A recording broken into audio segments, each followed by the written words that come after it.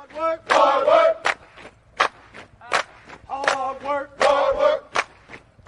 Hard work. Work. There you go. Forward.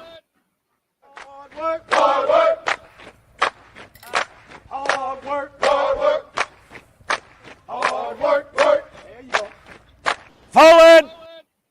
Hard work. Hard work. Hard work. Hard work. Hard work. Work. There you go. Forward. Hard work. Hard work. Hard work. Fall in. Hey, what's good? What's good? What's good with y'all? What's going on this morning? Glad to have you with us. It's Thursday, as my man Bishop would say. It's weekend eve. It's getting ready to go down. Of course, y'all know what it is. It's your boy Trey. E2G Sports Network presents First Formation Morning Sports Talk. So come on and fall in with your favorite vets on the Nets as we get into talking and discussing about some of the top stories in sports over the last 24 hours. We get to talk about things off topic sometimes here and there, but it's cool. It's all love. It is all about networking, platforms, and all that. So what's going on? What's good, Frank? What's going on? Let's start. Glad to have your information this morning, brother. What's going on with you, man? How you been doing, brother? So, of course, we're supposed to have some guests on today. As soon as they get to falling in, we'll get to letting them in and having some conversations, some stuff out there, speaking on some things as we talked about before earlier this week. If y'all didn't catch it, of course, we had Commissioner Mike Myers and Mr. Michael Fesh Richardson on. I will say heavy hitters, but of course, people that have a platform in what we know as military basketball. And they added some good discussion, a good talk, good conversation, good dialogue back and forth. So, of course, as stated, some of the things that came up, we talked about competition and the competitive efforts and things of that nature when it comes to military sports. And one of the topics that came up is why do players of a higher caliber want to team up and play with one another as opposed to get in and engage and play and like take on efforts to build a squad to play these individuals. And so what we're going to basically do today is we're going to tap in and we're going to have the players, a player's perspective. Is in here. We in here like Sergeant's time this morning. If you was in the military, what's good? What's going on, Cal? Glad to have you information this morning. But so we in here like Sergeant's time this morning. I was about to say I missed that, but I don't know, would I be lying? You know what? I do miss Sergeant times, Bishop. What's good with you, brother? No, you don't. Stop lying. No, you're not. No, you don't. No, you don't. No, you do not. No, you do not. No, you do not. You do not miss. You might miss how what happened afterwards. Yeah, and all of that good stuff. But you don't miss sergeant's time training at all, especially if you had to conduct it. Well, I had no problem conducting sergeant time training because I always utilize whatever it is I wanted to put on topic. So throughout, and you know what was funny is it took me to become a coordinator specialist to conduct sergeant time for me to conduct sergeant times because for the most part of that time frame, while after I left being a shift leader, I went to the training room in CO, so I got to conduct a lot of sergeant time, of course. You did. But of course, one of our guests is here today, of course. What's good, Mr. Lewis? What's going on with you this morning, brother? As we come in.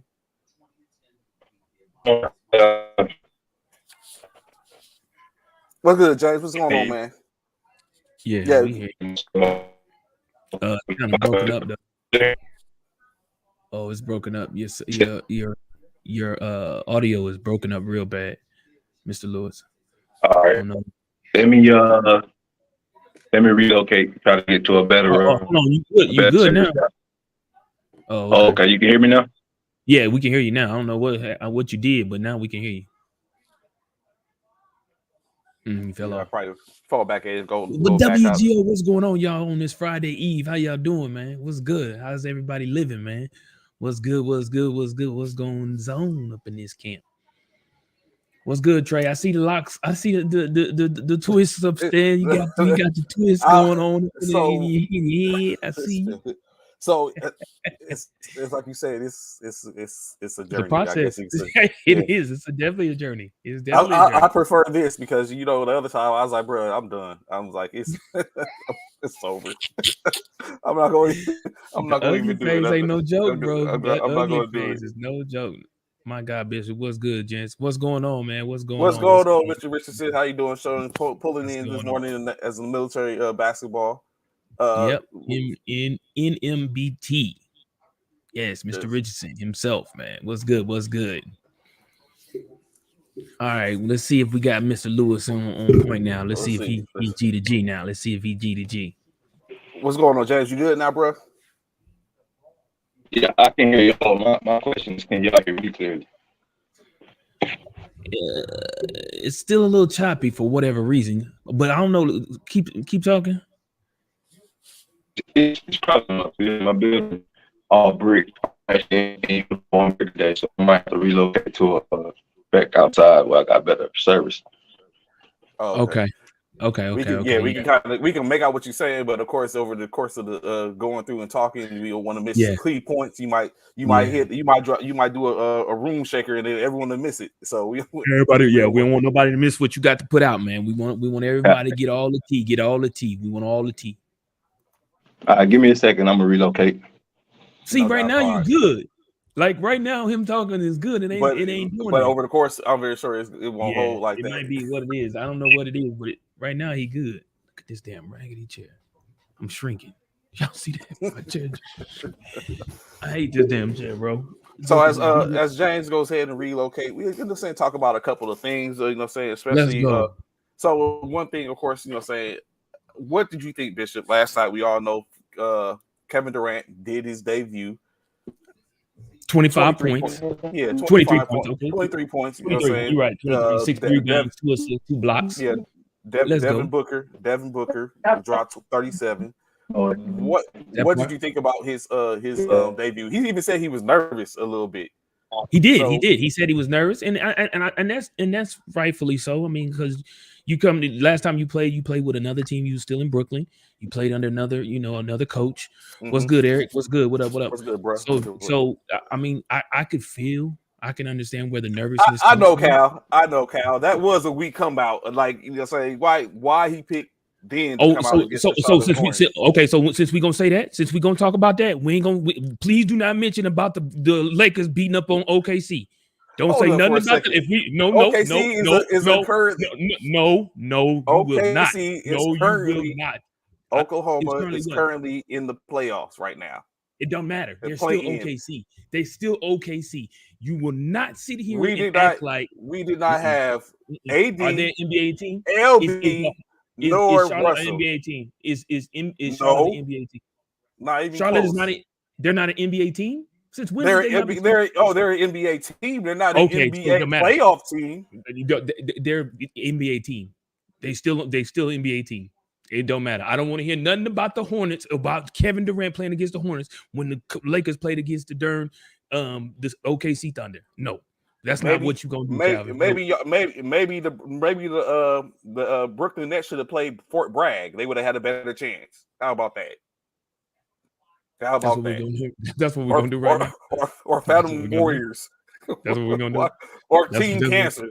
That's what we're gonna do. That's what should have happened. Y'all should have played Team Cancer. Maybe y'all would have had a better. Okay. Hey, Coach Acevedo, set that up. Brooklyn Nets versus Team Cancer. Okay. All right. The military basketball all-stars. Set that up. How about that? Okay. That's what we're doing now. All right. That's what I'm saying, Bragg. Pull up. Y'all. I think y'all got a better. I think you're saying he want to bring out NBA teams. Let Team Bragg play against Team Nets. Thank you, Mr. Richardson. You see what Cal started? Nonsense, man. Come on, man. I mean, it was sitting in the back of my head like the like the NCO Queen. So let's say I think side note, why is Wainwright in the NBA? Do finger roll layup pass is under the backboard. Facts, bro. Facts, straight facts, man. Hey man, shout out to Kevin Durant, man. He came out there. I'm telling y'all was like, you. Matter of fact, not y'all. That was you, Trey. Oh, he's not gonna be in effect. He's not gonna be They played Charlotte. Stop playing. They played Charlotte, just like Cal said. We're not. Okay. We're not diminishing Okay. anything. Okay. But Oh yeah, talk, real okay. talk is they Okay. played Charlotte. It Okay. ain't like in the past years when he made his debut. He came out. He played the when they came out. They played Golden State when he was in New York. When he was in Brooklyn, or they played New York. I mean, they played Golden State coming out after. Okay. And then you gotta remember At least when he playing. came. At least He's playing. Okay, he's playing. I'll give you that. Military All-Stars would beat the Thank Hornets. you. Stop it. That's Stop what I'm it, saying. DeAndre. Stop it, bro. Man, y'all beat the Brooklyn Nets too. Stop it. All y'all gotta do is hold Beasley. That's it. Just stop it. So if the military All-Stars would beat the Hornets, my point exactly. Y'all would put. No, don't even. Yes. Not even They close. would beat OKC too. Get out of here, bro. So Get outta OKC, honestly, OKC didn't have SGA last night, but like I said, neither did LA have D'Angelo Russell, Anthony Davis, or LeBron James. So I mean, that's basically what it is. So, but you know what? I've had actually real talk and had a conversation. So it's funny that we say that all that comes up, in which DeAndre was saying that military All-Stars would beat the Hornets. I know I've had a conversation with a couple of coaches before last year in reference to that, and what they basically said is like, hell no, it's not even going down. They said say a military All-Star team would have trouble against a college basketball team for the most part, because they said it's like they're not at the level of that yet. You know what I'm saying? Not saying that they can't go, but it's a little barely different. Beat the Thunder, bro. Y'all beat the Thunder by 6. 6? That's the best y'all can do. That's the best y'all can do against the Thunder. 6 points? It's a win, right? Oh my gosh, bro. Oh my gosh. 6 points against the Thunder. That's the best y'all could do. What's good, James? What's going on, man? How you doing? What up, Mr. Lewis? How you doing, sir? All right, how you doing? Is that better? Yeah, that's way better. We hear We hear you. We got you. You in there. All Did you say the Detroit Pistons completed a buyout with Nerlens Noel and now the Lakers are interested in signing him, but he can sign with anyone. He probably needs to sign with What's going on, Dionte, man? What's going on, bro? It's good, man. What up? What's good with y'all fellas, man? What's good? Win is a win. Oh my God. Thank you, Coach. Thank you, Coach. Y'all gonna stop playing with our top. Just wait. You know what I'm saying? We ain't got LeBron. All LeBron went down. They done. Just wait. That's what praise are for. I'm not playing nobody, bro. Stop it. Y'all act like y'all playing the best in the West right now. West. We are playing the best in the West right now. No, y'all not. Y'all just played OKC. Before that, y'all played who? Memphis. We lost to Memphis. Before that, we played the Mavs. We played the Mavs. We beat the Mavs. And then we played Golden State. We beat Golden State. What now? God. Okay. Y'all barely beat the Mavs. Y'all beat Golden State without their shooter. Don't act like Steph was there. Don't do it. It would have been a whole different game. How bad did y'all beat them? Does it matter how bad you beat the team? Yes, it does. Because if Steph was there, that means it would have made a bigger difference. See, here go Coach Fast stirring the pot. Nope, he still ain't got my basketball yet, man. So I'm still basketball. Hey, Dionte, you hear liquor hate. What's real? Where the balls at, Trey? Where the balls at? Where the balls? This man been asking you about these balls, man. What's going on with the balls? Hey, it's above me now. It's above me. Basketball. We go to tournaments. We have to ask the team we playing. Hey man, can we borrow your ball? It is Laker hate. It's Laker hate 7. So, gentlemen, James, why they borrowing balls, man? Why they borrowing balls, man? Can the team have some balls? Trey, no, forget that, man. Carry your behind to Walmart or go over to somewhere and get some balls, man. Purchase some balls so these guys can play ball, bro. Local purchase. Yeah, bro. Local purchase, man. Come on, man. Like Coach Cal said, it's standard shipping, and the shipping ports are messing up. So the shipping port, we couldn't pay for back order. Yeah, the balls on back order. Special edition evolutions. So by the time y'all get them balls, the season be over. Y'all gonna be like, damn. That's a We good ain't thing, gonna though. need them no more. That's a good thing, though. Y'all gonna have brand new ones for next season. Basketball is a year-round sport. Mm, So it can get set. So real quick, right? So, gentlemen, of course, we have y'all currently representation. I ain't gonna say completely foremost, you know what I'm saying, because some may have a different view than others. But you are a couple of people in which we have, of course. Colton Ray said he plans to tap in. He might be on a little later, as well as our major. Brian said he taking care of some stuff that he should be able to get on at some point. So we have y'all here right now, right? Of course, I know y'all have seen. If you're in military basketball channels and stuff like that, you hear different things. You heard Commissioner Mines and Coach Richardson speak Monday. And so from a player's perspective, what do y'all think of military basketball in this current climate and where it is now? We'll get in certain topics, talk about competition and stuff, but overall, what do y'all think about it right now? Don't get don't. That's how we gonna do now. We got quiet. We got quiet. That's what I'm saying. Don't. Hey, it is what it is. It's y'all opinion. You know, what I'm saying, I'm very sure. Look, everybody got eyes. Everybody waiting. Like, what's up? So, what's y'all taking? You know, it's an open forum, man. Yeah, open forum. It is what it is. I'm very sure. I hope it doesn't get y'all thrown off someone's team where you ain't gonna be able to run to where they sit up and do you like Brooklyn got done last night by New York. But you know what I'm saying? What is it? George Bush don't like. So the climate of military basketball, in my opinion, depends on which league you're really talking about. In all actuality, it's as much as they want to say it's a unified front, it's not. You know what I'm saying? You got all these different conferences. You got the NBA. You got the NBA beefing with NMBT or whatever about whatever NMBT having their differences with the NBA. It really depends on what front you're referring to when you talk about the health of military basketball. You know what I'm saying? Coming off of COVID, it didn't exist at all. So the fact that you're seeing this nationwide is obviously a positive. You know what I'm saying? It's great that I can go find a place to hoop. When I first came in and I was playing in Colorado or whatnot, we was only playing colleges and stuff. But these dudes seem like they all over the place. We wasn't traveling like that back in 2007 when I first came in. Mm-hmm. So like if you're talking about the climate is there's basketball here, there's basketball being played. But when you get deep into like what you're really talking about or what everybody out here talking about, which is the politics of the game, is it really solid? My answer would be no. You know what I'm saying? But that's just me.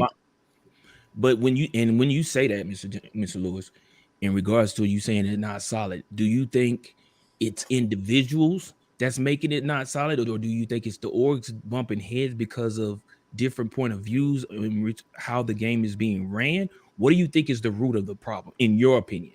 I mean, well, you know, basketball is basketball. You put the ball in the hoop and you bang it. It is what it is. Right. You got funding issues, so to speak, and then you have organizations like you say. All organizations are headed by a committee or particular individuals. And them particular individuals don't see eye to eye. Some conferences are not going to see eye to eye, and the people that's going to end up being hurt is the service members that's trying to participate in these particular conferences. So, I mean, you can. Yeah, I mean it's the conferences, but it's the people that's heading the conferences that's starting it. Like we just said on this call on Monday, and watched them have a drag out fight, damn near discussion, and that's just two entities, right? And we talk about multiple conferences now. You know what I'm saying? And then you say you got to encompass all of that into the health of one, you know what I'm saying, unified front. Just from what you seen on Monday, what would you say? There's an issue. So I mean, I can completely understand, but at least I guess from a resiliency standpoint, maybe I'm putting on my master resiliency hat on. From a resiliency standpoint, true enough, you could have seen where there was, of course, some differences and stuff like that. But after that, it seemed like the ideal is that they plan to work together, which of course we understand will be. You know what I'm saying? It's one thing to say it on air, or a case like that, or say it in front of everybody, then get into the back doors, and now it's like, oh, can't get together. That's no different than the game. And 50 Cent saying, yeah, we gonna take, we good, and then next thing you know, 50 cents in the game is at it again. So you know what I'm saying. Right. So I completely understand that. So of course it remains to be seen how that's going to go, how that's going to come out. Of course we add Colton Ray St Cyr to the stream. What's going on, Colton? How you doing this morning, bro? So how y'all doing, man? What's All going right, on, man? we good. Good morning. Welcome. So in my opinion, so not my opinion, but so with these different entities, is that difficult? And I'm directing this one to Mr. Clayborne. Is it difficult for you to choose on what entity to try and play ball with, or do you have in mind like I'd rather play over here in an NBA, or does it make it difficult for you to choose what entity to play ball for? When it's all said and done, just like Mr. Lewis said, ball is ball. No matter what you doing, playing basketball is playing basketball. But does it make it hard for the players to choose what entity, what tournament, what players they want to play with and play for? Coaches to play for. I think it make it difficult when things other than basketball come into play. Like how I feel is military basketball should be supported regardless of who in charge of it, regardless of who's representing whatever conference, whatever. It's military basketball, so it should be supported, like regardless if you have an issue with the person individually or whatever. Because at the end of the day, it's not about how you feel; it's about the people that are participating in it. I mean, coaches participate as well, but the players are the ones that are going out there getting on the floor. So it's like, if it's military basketball, it should be supported regardless. It's kind of like if you have a child with somebody, right? Y'all can have issues or whatever, but ultimately, the best interest of that child is what should be at the forefront. And I feel like regardless of what issues coaches, commissioners, heads of tournaments, regardless of what issues they have, that shouldn't trickle down to ultimately affect the players that are participating in these conferences and tournaments and stuff like that. And all of them they have each other's phone number. So none of that stuff should even pour out onto social media or whatever the case may be. Just pick up the phone and call them like, hey, this is the issue I got. Well, we all know that's about pride. We know pride plays a huge part in things of this nature. We know pride. No one wants to be the lesser man. And not saying either one of them are saying that, but when it's all said and done, a lot of time it has to deal with pride. I don't want to feel like I folded when I wanted to stand strong to my beliefs or stand strong to what we bring to the table. So I get that, but you got to think about who it affects, though. Facts, straight facts. I totally understand that. Straight. So, Mr. Colton, let me ask you this. I asked Mr. Lewis the same thing. Do you see a resolve? Like, is there a way, in y'all's opinion, and any one of y'all can answer, but I'm directing it to Mr. Colton first. In y'all's opinion, is there a way to nip this in the bud outside of what we saw on Monday? That was a starting point, but however, like my boy Trey said, you could say that for the viewers, but behind closed doors, it may be go a whole nother way. Is there a way to alleviate this problem? I agree with that last portion right there. I think a lot of the times that people will come on here, you know, and they'll say things and they'll talk it and it briefs well, you know. But on the back end, like I'm involved in a lot of these circles. I talk to a lot of them, the coaches and these commissioners and tournament directors, and they say a lot of things that brief well, but on the back end they do shady things like that. You can't work together and solve issues if y'all have two different missions and you're doing two different things on the back end. It doesn't matter what you say in the public forum. If you're going back in other channels and you're talking about this person and he's talking about this person and like it's never going to be solved, because it's just how life works. You're not going to want to work with somebody you hear is, you know, he's bashing this league, he's bashing that league, and honestly, quite frankly, I don't think the league matters. I mean, as a player, I mean, I can't speak for all players. I've talked to the majority of them who play in the military. You know, we don't care about what league it is. We don't care. Like we want to play the best competition. I think the coaches care a lot more than the players do. I don't know why that is. If we don't care, I mean, we strap them up, we lace them up, just like everybody else does. I don't see the issue. I played in all three. I played in the post, pure roster format, and we won. I played in the open format. We won. I played in the all-armed forces. We won. So it's like I don't see any difference. I think coaches got a little ego, and they don't like to lose. Who does? But then you start calling people soft, and then you start calling people, scared to play. Like I played Division I. I played against NBA players. I played against good players. And nobody's soft or scared, but you want to give yourself the best chance to win. Mm-hmm. So, before we go into that competition aspect, Colton, right quick, I want to point out, just like Coach, Jason says, just like Kirk plays saying. So for those listeners who aren't in those circles and don't know, there definitely is two different aspects. The NMBT, just like Jason said, is a tournament at the end of the year for military basketball. The MBA, which is the Military Basketball Association, as Commissioner Myers and Mike Richardson were on the other day, the Military Basketball Association is a different entity to where they are a league that is where different conferences come together and play. So that way there's a platform for the military basketball teams to have to where they can to play, not just waiting for tournaments to pop up or running yearly tournaments and not waiting for the end of the year tournament, which is the NMBT. They are two different entities, just like Perry was saying. Kirk was saying, two different entities, different missions and goals in mind. So when the conversation was for them to be able to come together and be able to utilize each other, because there's definitely something there when you look at it, where you have a tournament that is a large, huge, and growing tournament that is building upon something, as well as a league that is doing the same things.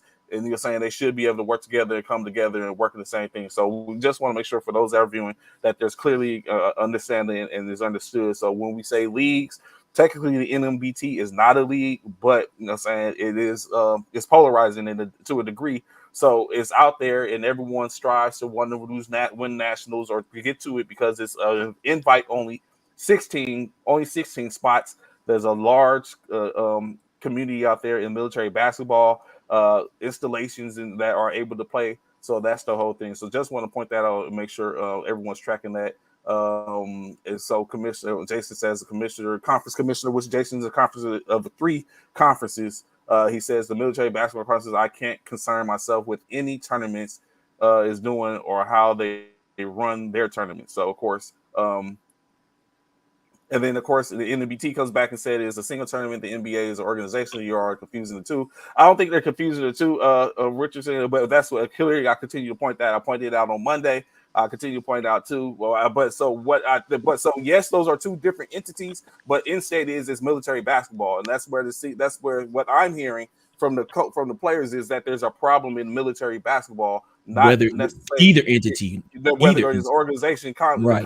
What the end state is military basketball. Hence the reason why we had players come on, because we can have directors, coaches, commissioners all speak, but now we're hearing it from the people at the bottom. No different if it was a climate, we all know a couple of years ago it came up talking about toxic leadership, to where that was, it wasn't the soldiers, it was who was up above.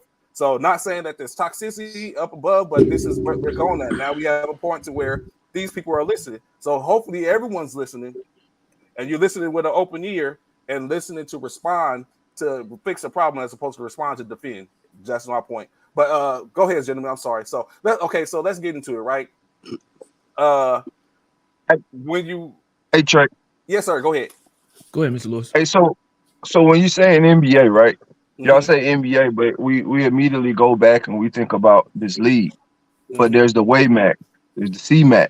Yeah, the conference. These are leagues that, when I'm talking about associations that don't pertain to the NBA association, that's what I'm talking about. Okay, those leagues aren't combined. Correct. Right. Okay. Those are the leagues that I'm talking about. I understand the NBT is a single tournament that everybody trying to go to, and that's because of the clout and the following that he found. Just like the Capital Classic. That's a tournament that a lot of people try to go to. It's because of the clout. They've been surrounded about it over the years, so people want to go out there, compete, and participate. That's what you do when you build a forum or anything that you're gonna put your work into. You want it to be the best product, and players and coaches want to participate in something that's a great product. However, when you say the NBA, we're talking about the military period. We're talking about the CMAC teams like Eglin. We're talking about the WAMAC teams like Langley. And we talk about the NBA, you're talking about NBA teams like Bennett or Carson or whoever is in that league. You know what I'm saying? Mm-hmm. So, I mean, I fully understand the difference between a tournament and an actual league, but the NBA is not the only league that represents military basketball. So when I made my comment, I was fully aware of what I was saying. Tracking. Right. Like the comments that was brought back, there's no ignorance in my reply. Like I'm totally aware. And in all of these conferences, these conference heads are still butting heads with each other, which is what I was alluding to. The example of the MBT and Mike's conversation on Monday was purely that. It was an example of what I feel like happens on a day-to-day basis between these organizational committee leaders between leagues. You see what I'm saying? Mm-hmm. And until that's rectified, you're not gonna have a unified front, which is why I said it depends on which organization or what place you're talking about. And I think the a lot of the stuff that happened, like one thing that could help it, just my opinion that could help it, is there's not a player rep in any of these decisions that's made. That's a good point. You see what I'm saying? Like, I feel like if there was a player's rep at the top of each whatever organization or whatever, then a lot of stuff that happened, it'll be able to be smoothed out because you'll get the opinion of the players, and there's never a point where something will be happening and players don't know about it.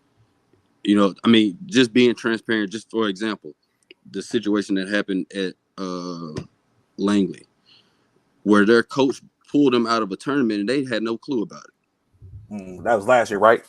Yeah. You see what I'm saying? But that should never happen, because if there was a player's rep at each one of these organizations, then that player's rep would have been able to speak for those players and be like, hey, wait a minute. Do we know what's going on? Does everybody have all the information? Because that was just a snowball effect. Now, I might not have all the info. I might not have all of the facts or whatever the case may be, but I know the majority of what happened in that situation. And I just feel like if there was a person that was there to speak for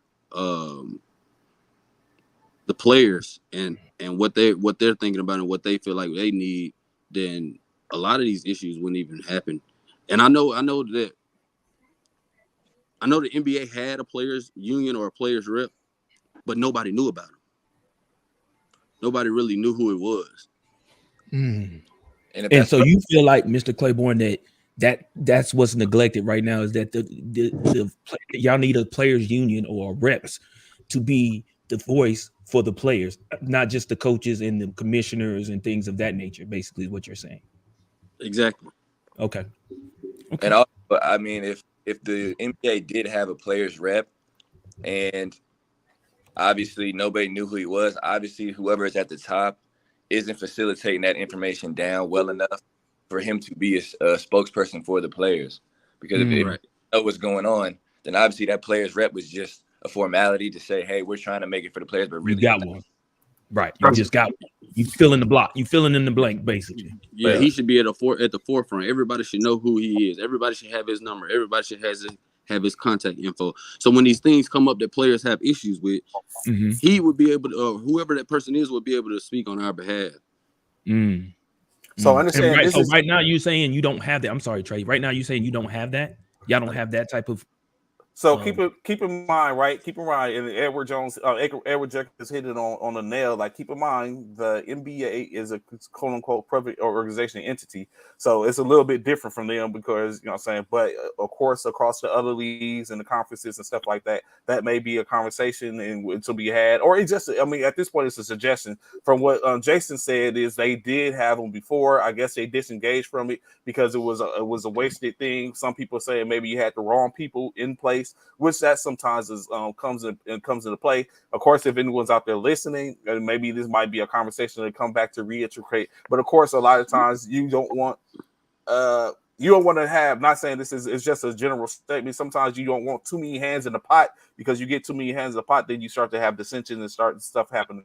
So I'm very sure it's a slippery slope, but it does sound like from what you're playing, from the fact of the players, you have people that want to be engaged and want to be and are speaking on it. Then maybe it's something to come back to. But Bishop, go ahead with what you're about to say. I'm sorry, sir.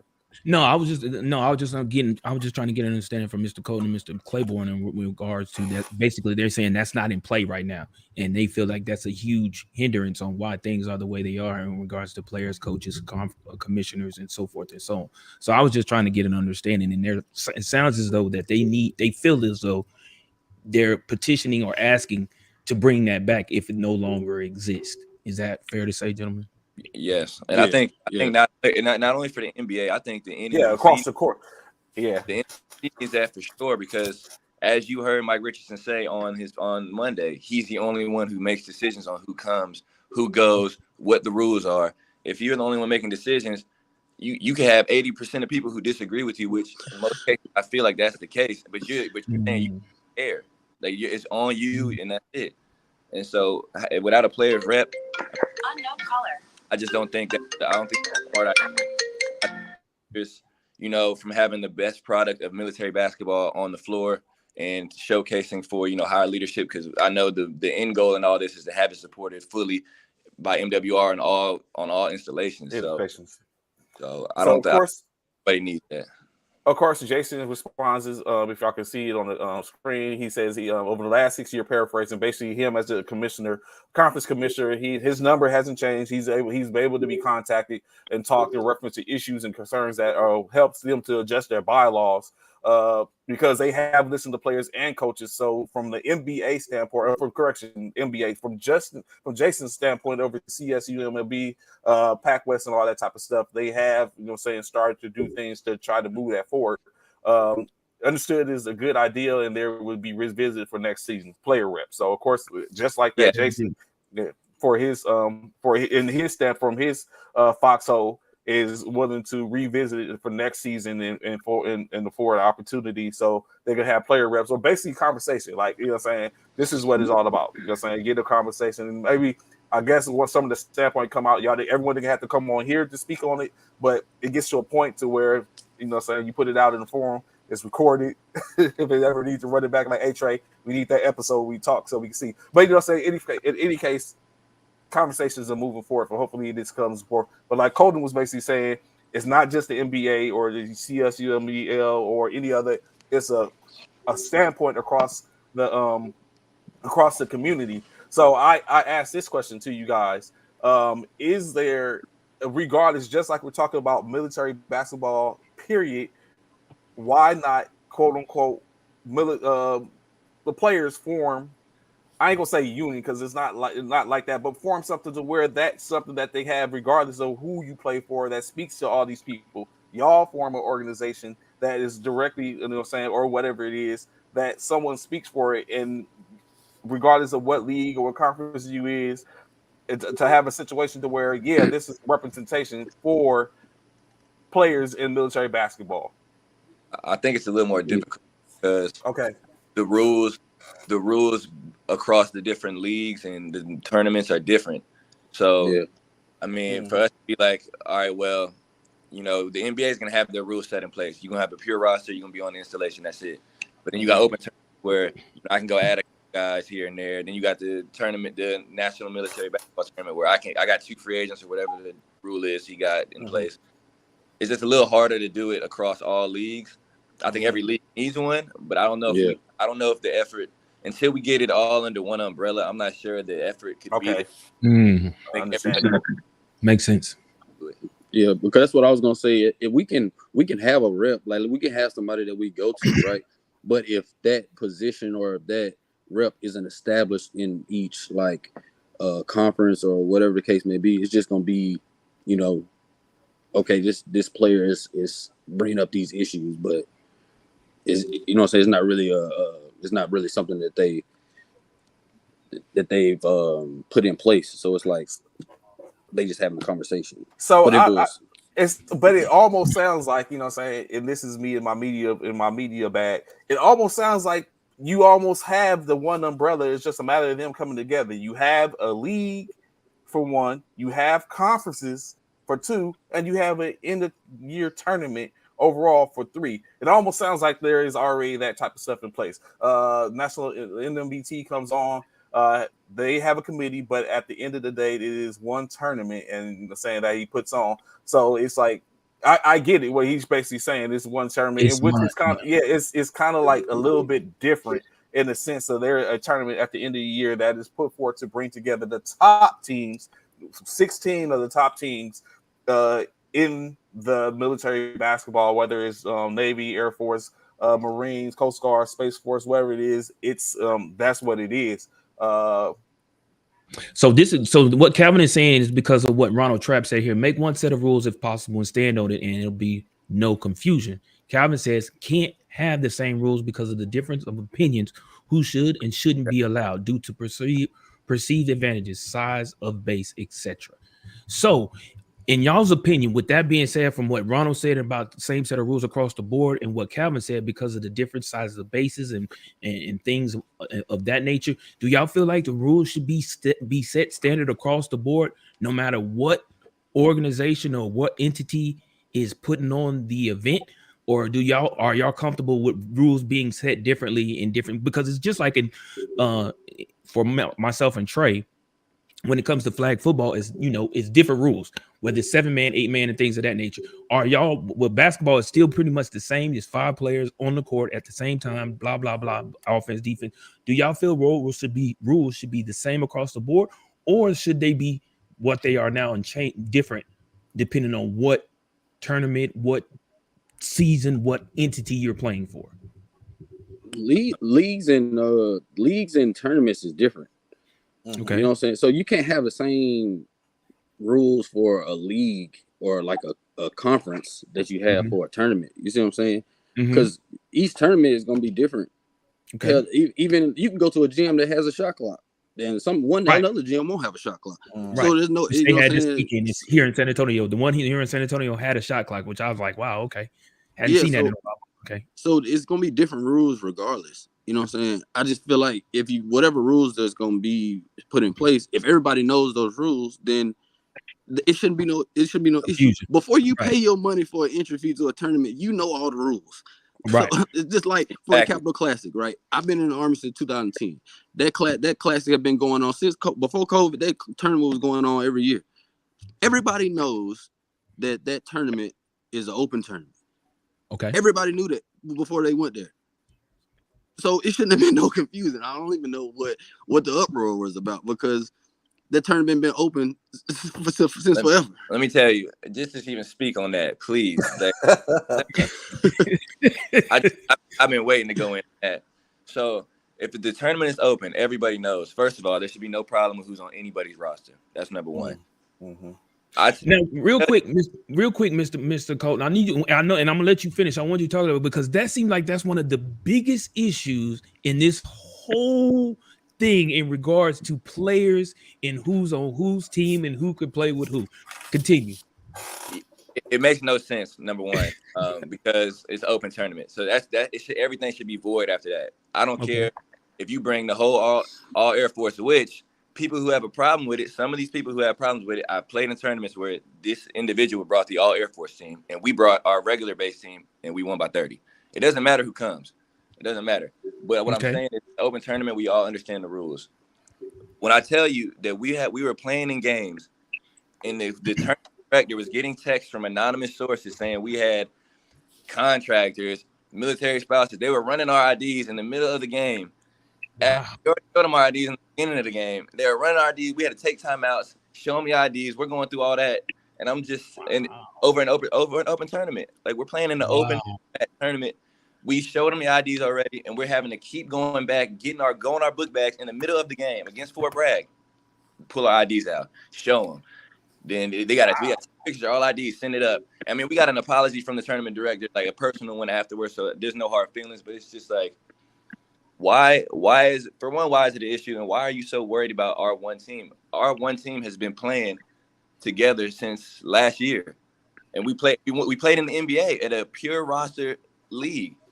and you're worrying about us, and I got my own theories about who the anonymous sources are. I'm not gonna. I don't really care because Yeah, I mean, we don't put that we out. Yeah, play, there's no need to. Right. we're not gonna. We don't have to cheat to win. We don't have Hey, to do that. real quick. Sergeant Major Bryant, I sent you the link. Just hit that link, and then once you pop up, we're not seeing you in the backstage, so that's why we haven't brought you in yet. So you hit that link I sent you, then we can pull you in.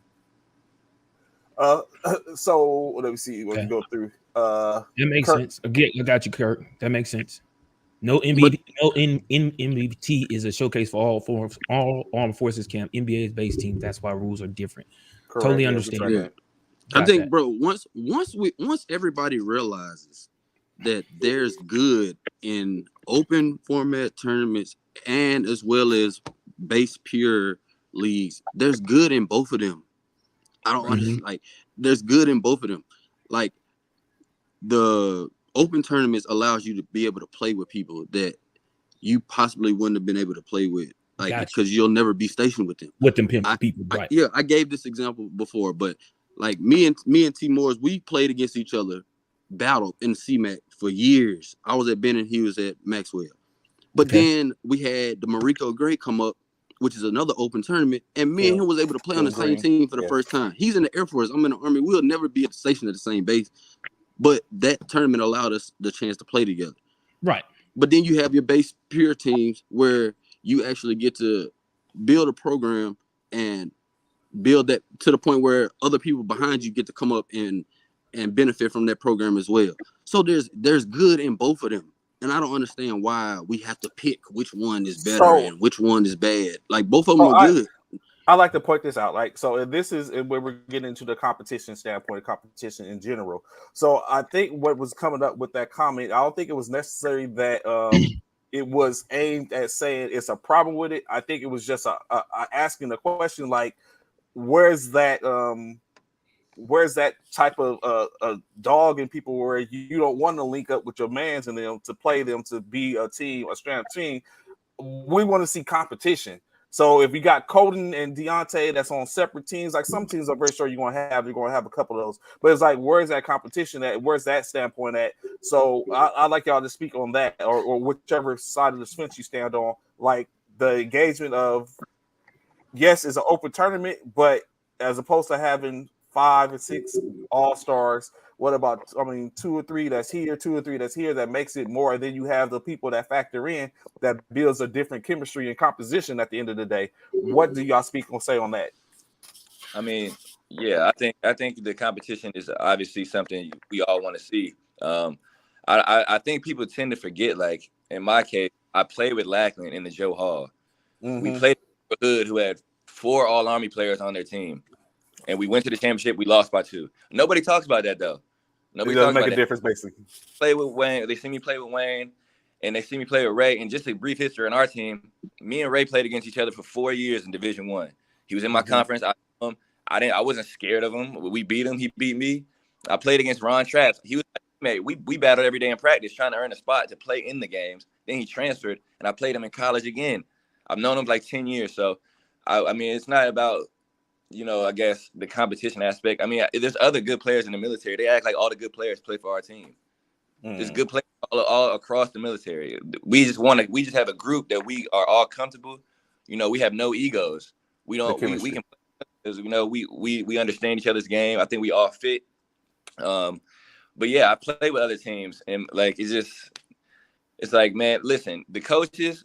The thing that makes me so angry about it is because I play with this team. And they harp on, well, you're not competitive. You're not a dog. You don't want to play against your guys. But those same coaches are getting me, are writing me texts trying to get me to recruit to come play with them, with their and try to stack their team. So it's like, wait, so what's really going on here? Like, are you're just mad because you can't stand the fact that maybe we're winning?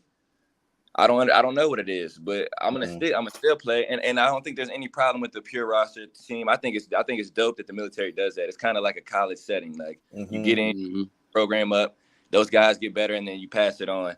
And I played in it, but as far as where I am in my basketball career, I'm not trying to be the Michael Jordan of military basketball. I want to give myself the best chance to win. I bring my family out to these tournaments. I'm not trying to go to the tournament and be mad because I'm playing with a team or a coach that I don't necessarily agree with. I'd rather go play with guys that I'm comfortable with and win. They act like we haven't lost. We've lost with that same team. I mean, Fort Hood beat us, and yet he's the one calling me soft. It's just crazy. It's crazy. Hey, so from a player's perspective, that's like opposite of what you're saying, right? I'm an 80s baby. I just turned 40 yesterday.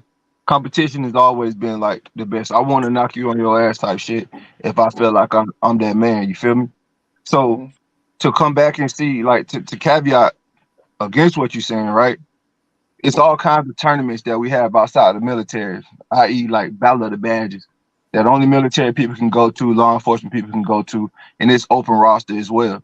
If we're gonna put together squads like that and go play in tournaments like that, then that's one thing. But when you come and you talking about like classics or NMBT, and we trying to have open rosters totally, like we don't need to come and put a base name across their chest if ain't none of these members coming from the base. I said at Buckley for 6 years. Sure. And had a horrible ass squad, but I would go drop 40 or 50, trying to make sure my team was winning and get my head beat in. At the end of the day, they still respected what I was doing for all of that time until I PCS'd and went to the USAFE realm of military basketball and did that out in Germany. But that's just your mindset. Now, I'm not telling you that y'all wrong for the way y'all put your teams together and went to the Capital Classic. Nah, if it's permitted in the bylaws and the rules say that y'all can do it, nigga, that's y'all dub. Y'all earned it. Y'all did everything legal. It is what it is. But do I necessarily respect it?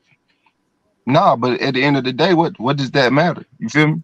Like if you want to play with your homeboy, you play with your homeboy. If it's rules set that says otherwise, then we need to follow those rules. I personally feel like the Capital Classic was skewed because it allows you to build super teams, but tells me I can't bring contractors. Well, those contractors, those 1 or 2 contractors that I would have put on my roster would have made everything even. So you cripple my roster and then bolster somebody else's roster by telling them they can combine.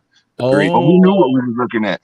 We knew what we was looking at when we went, and we still didn't pick up extra people. We still kept our roster pure.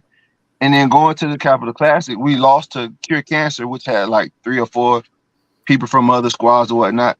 We took an L. Do I think that makes our team horrible? No. Do I feel like we could have beat them? Yeah, if the rim wasn't crooked and we was getting normal calls and things of that nature, you know what I'm saying? It is what it is. But at the end of the day, competition is competition. You feel me? Right. So like that's the caveat with what you're saying. Like, do I understand you want to play with your folks? Yeah, but to me, it's a particular form that should be set forward. So if we're gonna call this a military tournament, then that's the way I feel it should be. But that's all. That's not on you guys. That's on whoever put the tournament on.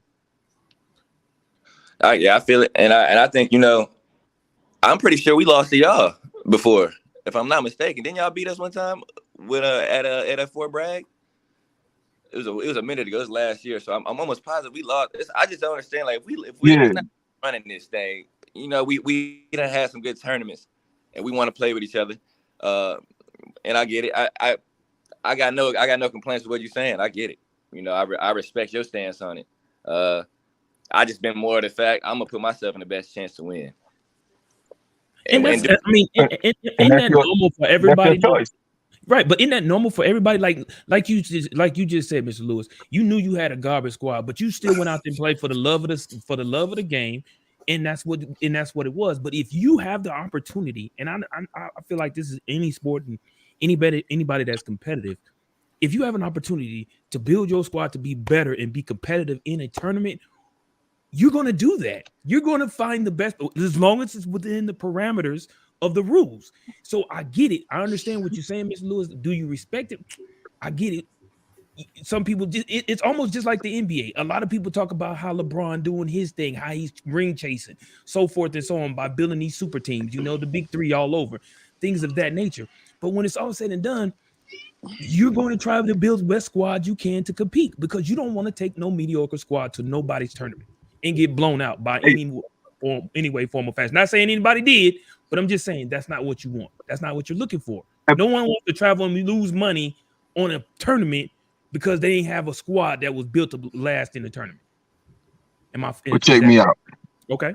Check me out. So you say build, right? Mm-hmm. In my opinion, when you say build, you take your players, you drill them, you build continuity, you have practice, you get better. Play iron sharpens iron, right? So when you Right. say the word build, you building with a nucleus that you have there. It's the difference between building and creating. Okay. Creating is pulling people from everywhere, right? So then Okay. what my real thing is with it is when you start talking about, like I said, military based tournaments, right?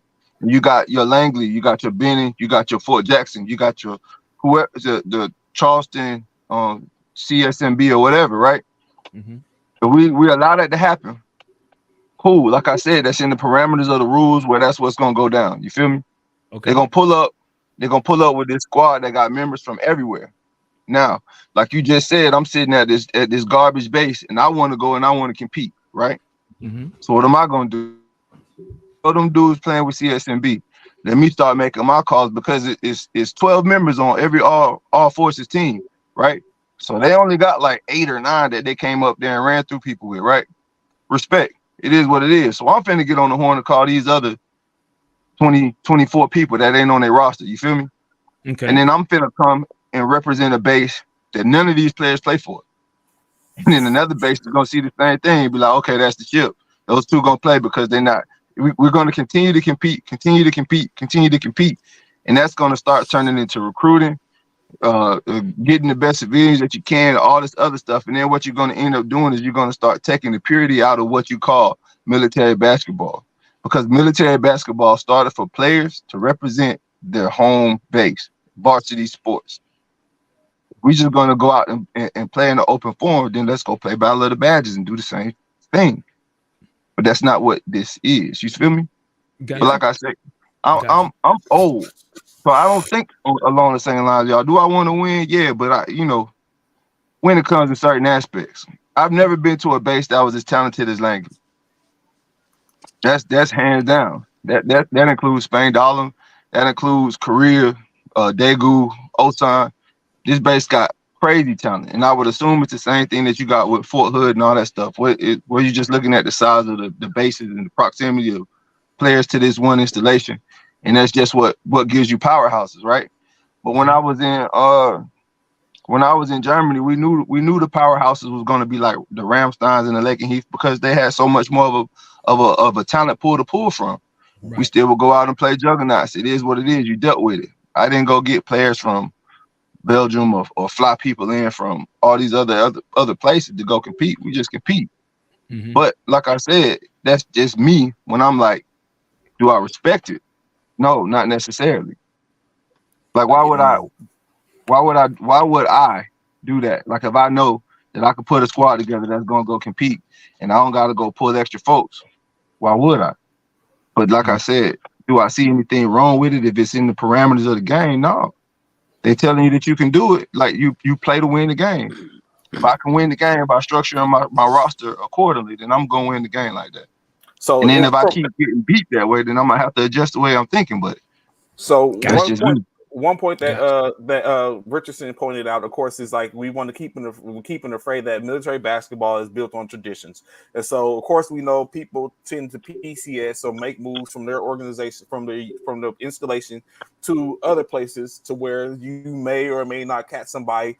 You know what I'm saying? It may catch lightning in the bottle like Philadelphia Eagles did this year, to where you have an opportunity to play with certain players and be able and be there with them for that time frame, which in the structure is almost like free agency, but you know what I'm saying, but not knowing, you know what I'm saying, put up on orders and stuff like that. So that's one thing to keep it. In the case of Charleston SC, Ray,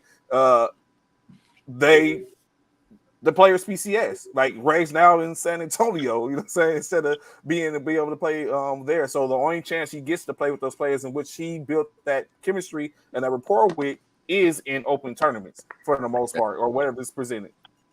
And just to caveat, just to respond to that comment from Mike Richardson, if it's all about tradition and military tradition, I'm pretty sure that tournament we did not enforce these rules of 2 free agents and have all these new caveats added in. So if we're talking about tradition, I'm sorry, I just don't really necessarily agree with what he's saying because he's not upholding the tradition of his tournament over the years. That's why he came back and said in regards to true rosters. I think that's why he caveat. He came back and had a caveat. Yeah. stuff you can more pass and you coach. He has been. I think the rules have been enforced almost to strictly to get me to play for Lackland, because there's going on the back end and back channels that, like, if I want to play with Charleston, which, by the way, just to speak on that too, majority of the players that play on CSCNB are at Charleston. They really are there. The only two who aren't there are me and Trap and Ryan. Everybody else is there. Okay. He's doing things on back channels and moving the goalposts. Every time we go and going play by this new rule that he has something else he's coming up with. And so it's getting to be so frustrating. And so he's talking about tradition, but I don't even want to hear that honestly coming from him, because we've been jumping through just to get us to get as a team. So that's somebody like Mike Myers, who has been a stickler on, this is how we're playing in the NBA, pure roster. That's it. He hasn't moved the goalposts. It hasn't changed.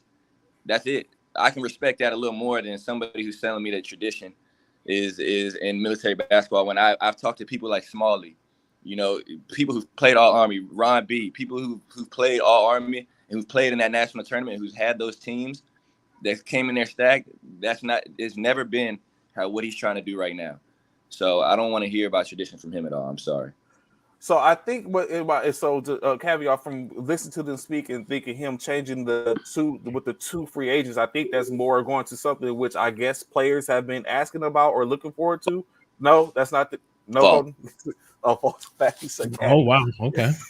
So I mean, okay. So got you. Okay.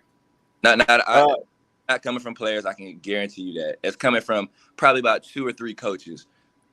And I'm not, like I said, I'm not going to sit in here and go. But we know the ones calling people soft are probably the ones that are going in there saying we need 2 free agents, and really they're probably not even wanting that.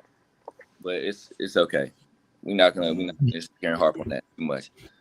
I got it. Okay. So interesting enough, I would like, which a lot of people are feeling this. Of course, Commissioner Myers says this is a great discussion with the players' focus. Of course, in which it's interesting because Colton and James had 2 different opinions, but it came back to where it was understandable. You were saying it was all respected. And saying, speaking of things like Perry, Kirk Perry stated, what James is talking about, that's old school type. You know what I'm saying? That's where it basically comes down. That's the old school mind frame. I think, in a sense, that's where I am too. Like, I want to be able to say that I did something without having anything added to it. Like, if I'm able to win, like, no one talks about when you put an all-star team against an underdog, and that underdog drags that all-star team. No one talks about how it's okay. It's all talking about, you know what I'm saying, how it was, and there was underdogs. It gets spoke about that. Nothing's supposed to, that's all good. But when that all-star team drags that underdog team, then the whole perspective changes. I think it should be what it is, regardless. You know what I'm saying? Even if you want to talk, if I'm going to have this team and if I beat you, it should be the same energy kept, the same respect came if you beat me in the state, because we strapped them up, we laced them up or however, and got on the court together, you know what I'm saying, knowing what was going to happen.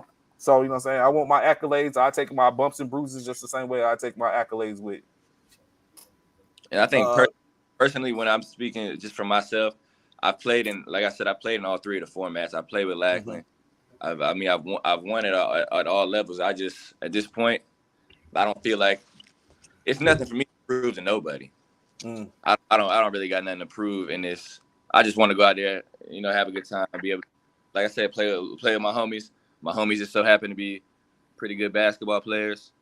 I can't really help that. I feel you though. I feel you. I think a while ago when I was maybe coming up through the basketball ranks, I would definitely wanted to. I probably definitely wanted to play by myself and showcase I can carry. But hey man, I'm about 30. My body about 38. Y'all with this age stuff, y'all killing me with that. Y'all sound like Bishop. I'm old, man. I ain't gonna lie. I'm old. Hey, once you hit 30, boy, you been hooping all this time, boy. That 30 feel like 40. Right. I ain't got Listen what they saying, Trey. Listen to what they saying. Bruh, stop playing with me. all that carrying.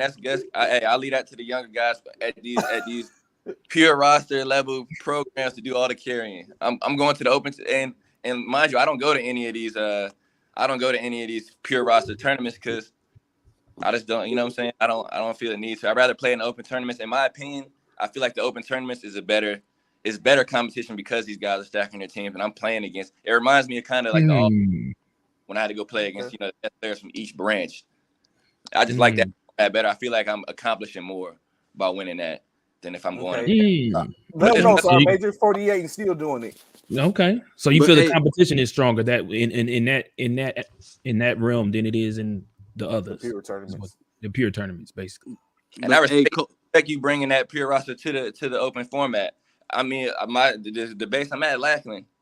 Shout out to Marcus because he brought his exact team. I mean, he did a hell of a job going through that tournament with like 6 people at the same base, and they won a lot of games. And I think they lost at the buzzer to Carson. They would have ended up playing us in the next round, like the semifinals. So I don't got nothing. Like I commend and respect anybody who's doing that because that's a tough thing to do. In practice, y'all really go hard for it. And I played a lot of basketball. I ain't trying to go to practice. I'm trying to show up to the tournament, get a couple buckets, man. I've known Clay since before I was even in the military. I've been playing a lot of basketball. I ain't trying to. Yeah, I'm good on that. Yeah, but I think Colt, like you were saying, bro, like you feel like you're at a position where you ain't trying to carry no team, right?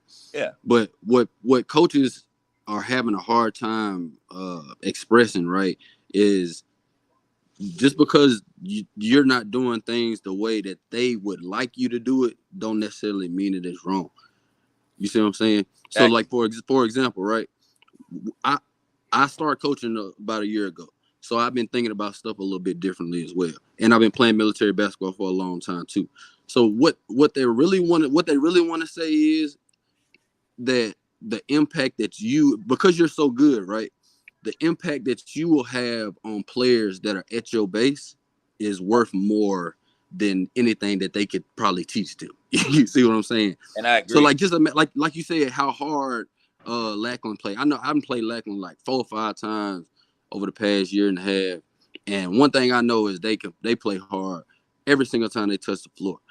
But then you add you on the team, right? That's there mentoring those players, letting them know about things that they probably never even thought about, you know what I'm saying, or different ways to approach the game, right? So now you've helped develop 10 to 12 guys and had an impact on them, which is really what people want to, quote unquote, what they want to see. But just because you don't want to do that doesn't mean that you are wrong for wanting to go and play with your homeboys or whatever the case may be. Now, like I said, I came in the Army in 2010, and like Lewis was saying, like, bro, if I don't care who, my mindset was I don't care if my team sorry or whatever the case may be. I was riding with my guys. You see what I'm saying? Like, I'm just gonna go to the tournament. We're gonna see what happens. We're gonna grind it out. You know what I'm saying? It is what it is. Now, if my team wasn't playing in a tournament, like an open tournament, and I got invited from another team to play, like I was gonna go play. Now, me personally, if my base had a team that was in the same tournament, I wouldn't play with somebody else. Because back when I came up, hell, the players wouldn't even let you come back to the goddamn team. Like, bro, loyalty. Like, bro, you just went and played with them dudes, and we just played against y'all, or we was in the same tournament. Like, and you think you finna just come back and play with us? Hell no. Right. But that's just the way we did things. You know what I'm saying? But just because they do things differently now, like, you can't just start throwing out these names like soft and all this other shit just because they wouldn't do. They not doing things the way that you would do it. Like, and right now they can call me soft. They ain't gonna get out there and lay something up in front of me though. Oh, shots fired. Pew, pew, pew. Okay. The problem is that, so I think maybe the reason why I feel like I gotta play, like I want to play with them guys. The first base I was ever at, I was at Jackson.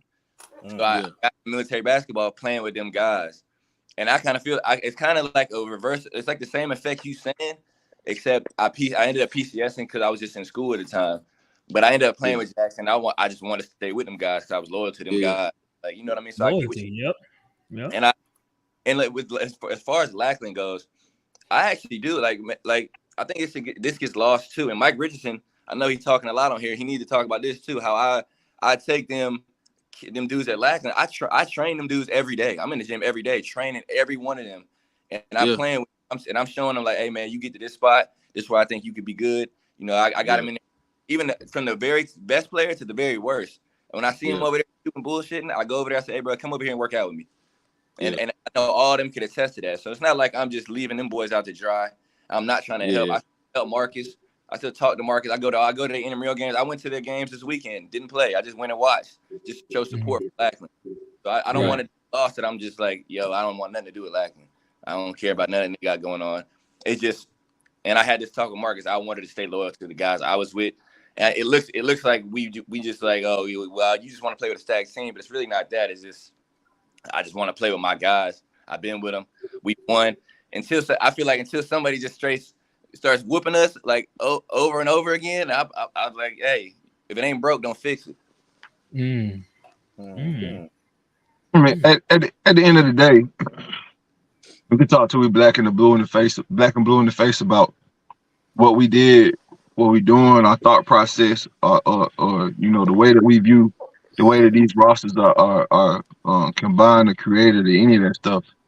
But if it's not being changed by the rules or like the tournament directors or whatever, it really don't matter. Like y'all not breaking rules by doing what y'all doing. Exactly. I thought the debate was really why are they looking to change rules or why is it fair that they changing the rules or something to that effect? If we're talking about your team, the one that y'all created and took to DC, like I don't give a damn, honestly. So like, are the rules? You can do what you can do. Are the rules really a hindrance at this point, from your opinion? The rules is what allowed them to create that roster. The rules is what told us that we couldn't use contractors. The rules dictate the game. Like the rules dictate the roster. So like, so contractors can't be on the team. However, spouses can. I don't understand. We didn't understand. We didn't understand that either. But that's what the rules dictated, and then we followed the rules. But like he just said, we like the very beginning of the year, we had the Brick House Classic in DC. That was all active duty, nobody else. So there was no contractors, no spouses, no GS employees, no nothing. We went to that too, competed. It was a great tournament. I mean, the rules of the tournament is what's going to dictate the rosters. Like there is no debate. If it's allowed, goddamn it, do it. Right. I mean, if it's in the parameters, like you said earlier, Mr. Lewis, that's right. As long as you ain't breaking the rules, there's nothing wrong with it. However, if the rules, so I don't. To me, and maybe y'all can help me. I don't understand what's the difference between a contractor, a spouse, a GS employee. Like, what's the difference? Like, so does one of them have more experience in basketball than the other? Like, I don't know. So those are that becomes more of a business thing, because like even here on the installation for my intramural programs, I only allow it's a parameter. There's 4 parameters. You have to be active duty, a dependent, 18 years old, 18 years or older, a DOD card holder, or a retiree. If you listen to that means if you're a veteran but you don't have a DOD card, you can't play. You know what I'm saying? So it just comes down to that. You know what I'm saying? Putting those parameters are set forth by the institutions or the MWR from that mark, because I'm an MWR worker. So where those are in place. Now, of course, I have coming up next week. I have a strictly tournament only for military only, so that way you remove the adding of people and certain people and stuff like that. Like we did intramural opens for this intramural basketball season, in which it serves some people good. You have an opportunity. I know Dionte probably wanted to go play with someone else, but his arm was twisted and he ended up playing with his institution. So his unit. You're saying, I'm sorry. I'm like, pause. Like, I'm not in no dirty. Bro, what institution? I'm sorry. His unit. I'm sorry. He ended up he played with his unit. You know what I'm saying? Because I don't know if they offered him a couple of MREs or something like that for his signing package or what, but he ended up staying with his unit, in which he probably could have went. Now we have the championship game is tonight. And the same team that won last year, which Dionte played for, is in the championship. So maybe he would have run with that squad again and run it back. So I mean, but it just determines. But it was an open. That was the reason for the open to do that. But I brung it back to where units only because I'm big on competition. And you know what I'm saying, and that's just me. So the change agent for me is like, okay, well, we'll run this for military only. So where those teams But people who have isn't DOD, isn't contractors, isn't GS all affiliated with the armed forces? Hence the reason I say CAC card holders, because you have contractors that your contractor is a hired hand for the most part. They're contractors to the installation to do a job. So it's like giving certain type of privileges in the state, because not all contractors can go inside the gym and work out. They can. It's not in there. Hell, you have some people initially that work for MWR at some point can go to the gym and work out. I'm retired, so I don't give a. I don't have to worry about if I'm a DOD civilian or not. I'm retired in state. So to answer the question, like you said, no, it's not. You can't. Like some contractors, not everyone has privileges or are given that opportunity because it's supposed to be a privilege. Like just recently, a couple of years ago, they started allowing veterans to get ID cards to be able to utilize the PX and stuff like that. Before that wasn't the case. Making if you was saying thank you for your service, but you can't use the PX in state. Now they're able to do that. So it takes things for the most part. So from the standpoint of with all these deal with the like you said, the contractors or the military spouses and all that type of stuff, it just comes from a standpoint of what is privileges are provided, and that's where that comes at. And sometimes depending on where you're at, a DOD contractor doesn't have enough privilege to be able to play in the tournament with the said, depending on where you're at in state. Okay. I said, I think that you got some affiliation with the military outside of maybe you should be able to run. Right. That's how I feel. That's That's yeah. It's open tournament. So, like I said, we're never gonna go in there and break the rules. And I'm sorry, like nobody can convince me that if Christian Barrett came to y'all and wanted to play with y'all would say no. I don't care what nobody says. He wanted to play with Ryan. I wanted to play, and I'll be 100% honest. I wanted to play with him.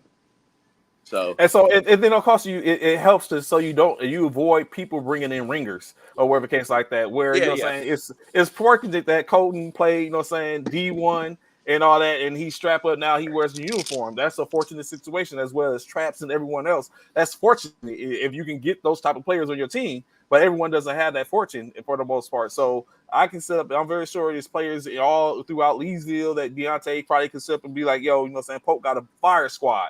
And then he's looked up, and then I know what Commissioner Myers and then was talking about the other day is, or maybe in a conversation I had with someone else, to where we go and I'm like, hey, General Gardner, your Pope team won, and then the only person that's on the squad that's actually military is Dionte.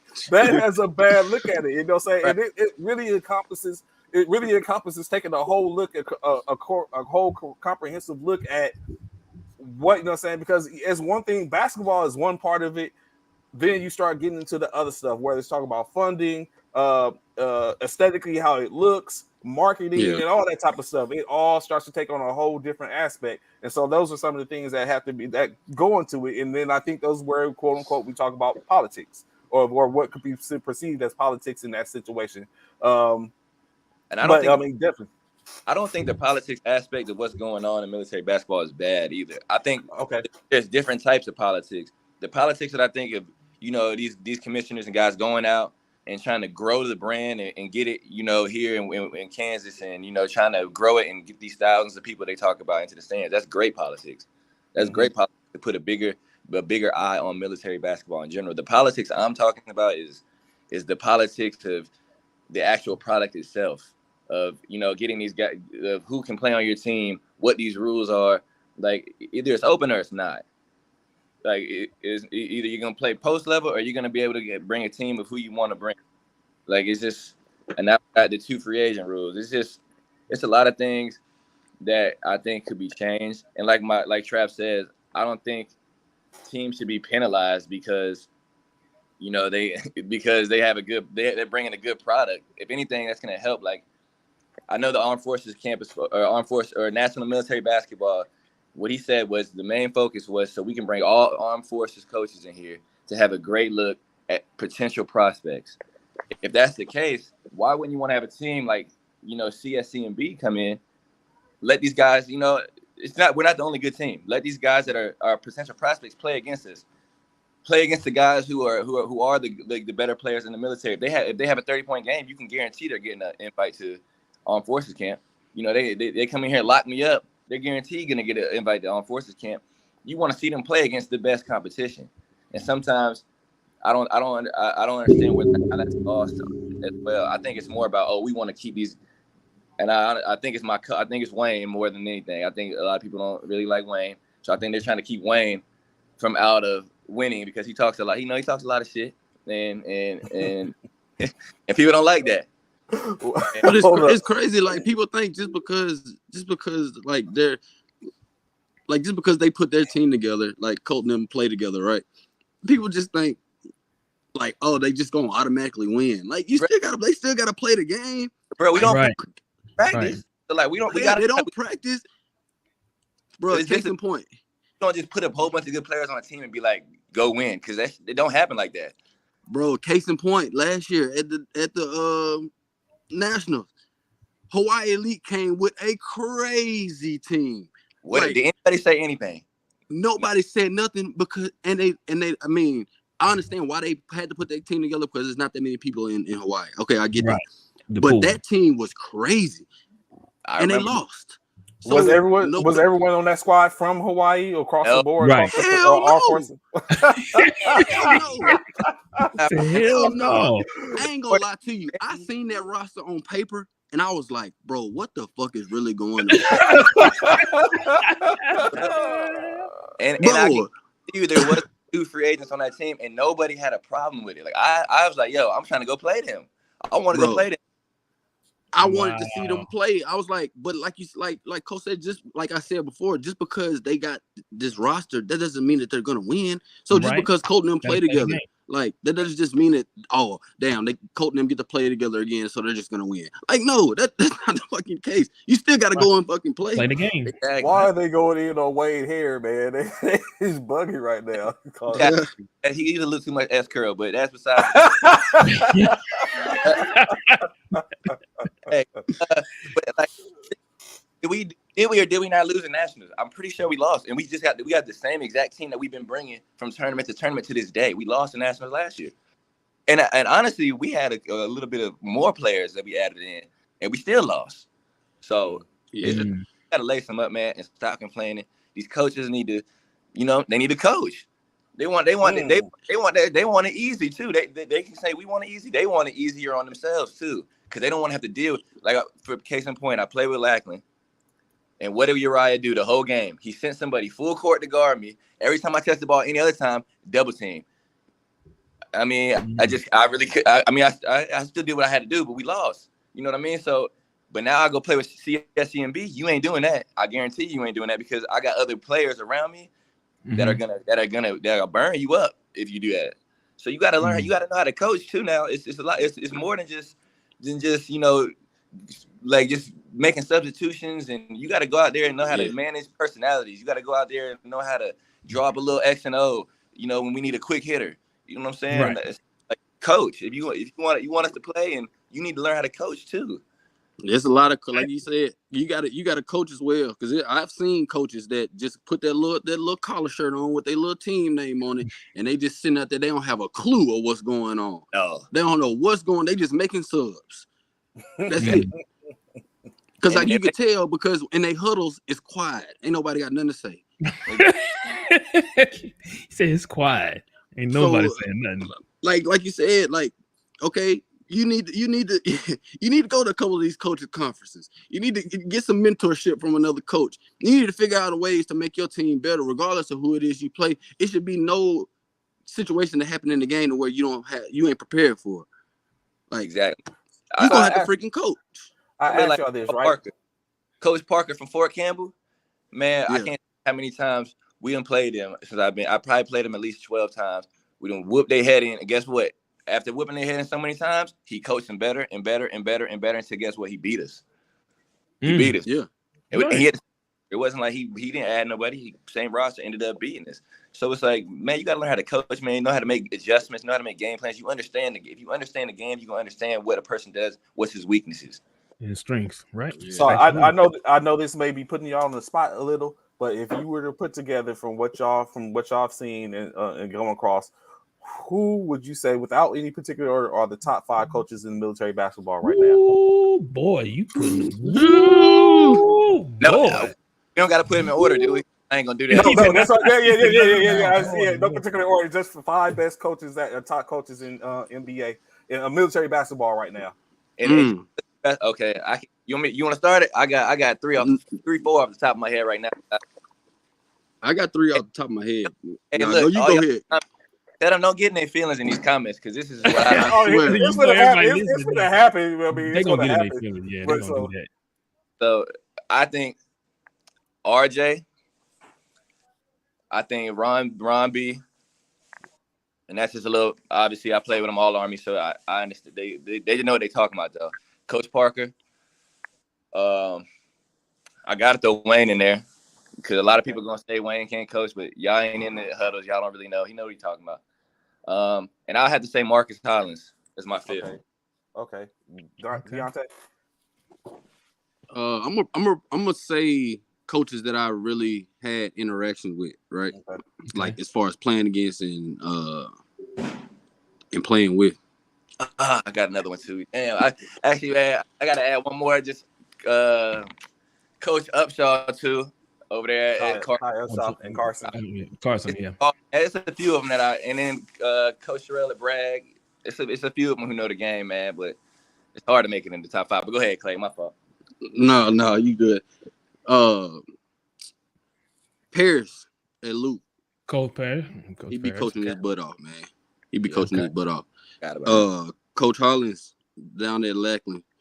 Bro, he be hyped, bro. He be running up and down the sideline like he in the game. The court. Did y'all see the video I put up in this weekend? Like he be when Coach Hollins, like he be animated, bro, on the sideline. He be in it. Yeah, hey, but he knows what he's talking about too. I play the tournament with him. Like he understands the nuances of the game, and he knows the lingo of the game, which I call it. Yeah. Okay. Another coach is coach down in Barksdale. Oh, God. I remember him. I seen him this weekend too. Yeah. And I'm saying these coaches for specific reasons. Now, and the reason why I say him, bro, he talks shit to the players like he in the game, bro. He do. He will take your game to a whole nother level. You be out there playing like you could be dog tired, and he'll say something to you, and it'll switch something on in you, and you be like, bro. Coach. Yeah, bro. Great coach. Bro, I swear. So we played them, bro. I think we had like two overtime games, bro. But it was so intense because he was talking so much shit. Yeah. But yeah, he can't shoot. Yeah. Oh, he can't shoot. Don't worry about it. I'm like, bro, who is this dude? Yeah, he was saying that this weekend. Yeah, he said Coach Ruffin. Yeah, Coach Ruffin. Yeah, he won. Sure. Yeah, he was doing that this weekend. Yeah, and another one of my coaches is so Coach Myers, he coached me when I was in Korea, right? Okay. And I'm saying, like I said, I say coaches for a specific reason. Okay. When I tell you that was probably the most organized team that I had ever, like we had trainers for our post-level basketball team. Like, wow. I had never experienced that type of organization in military basketball. I had that in college, right? But when I came to Korea, that was something that I hadn't experienced. So that put me in a certain position. You see what I'm saying? Mm-hmm. To get seen, and I made All Army that year.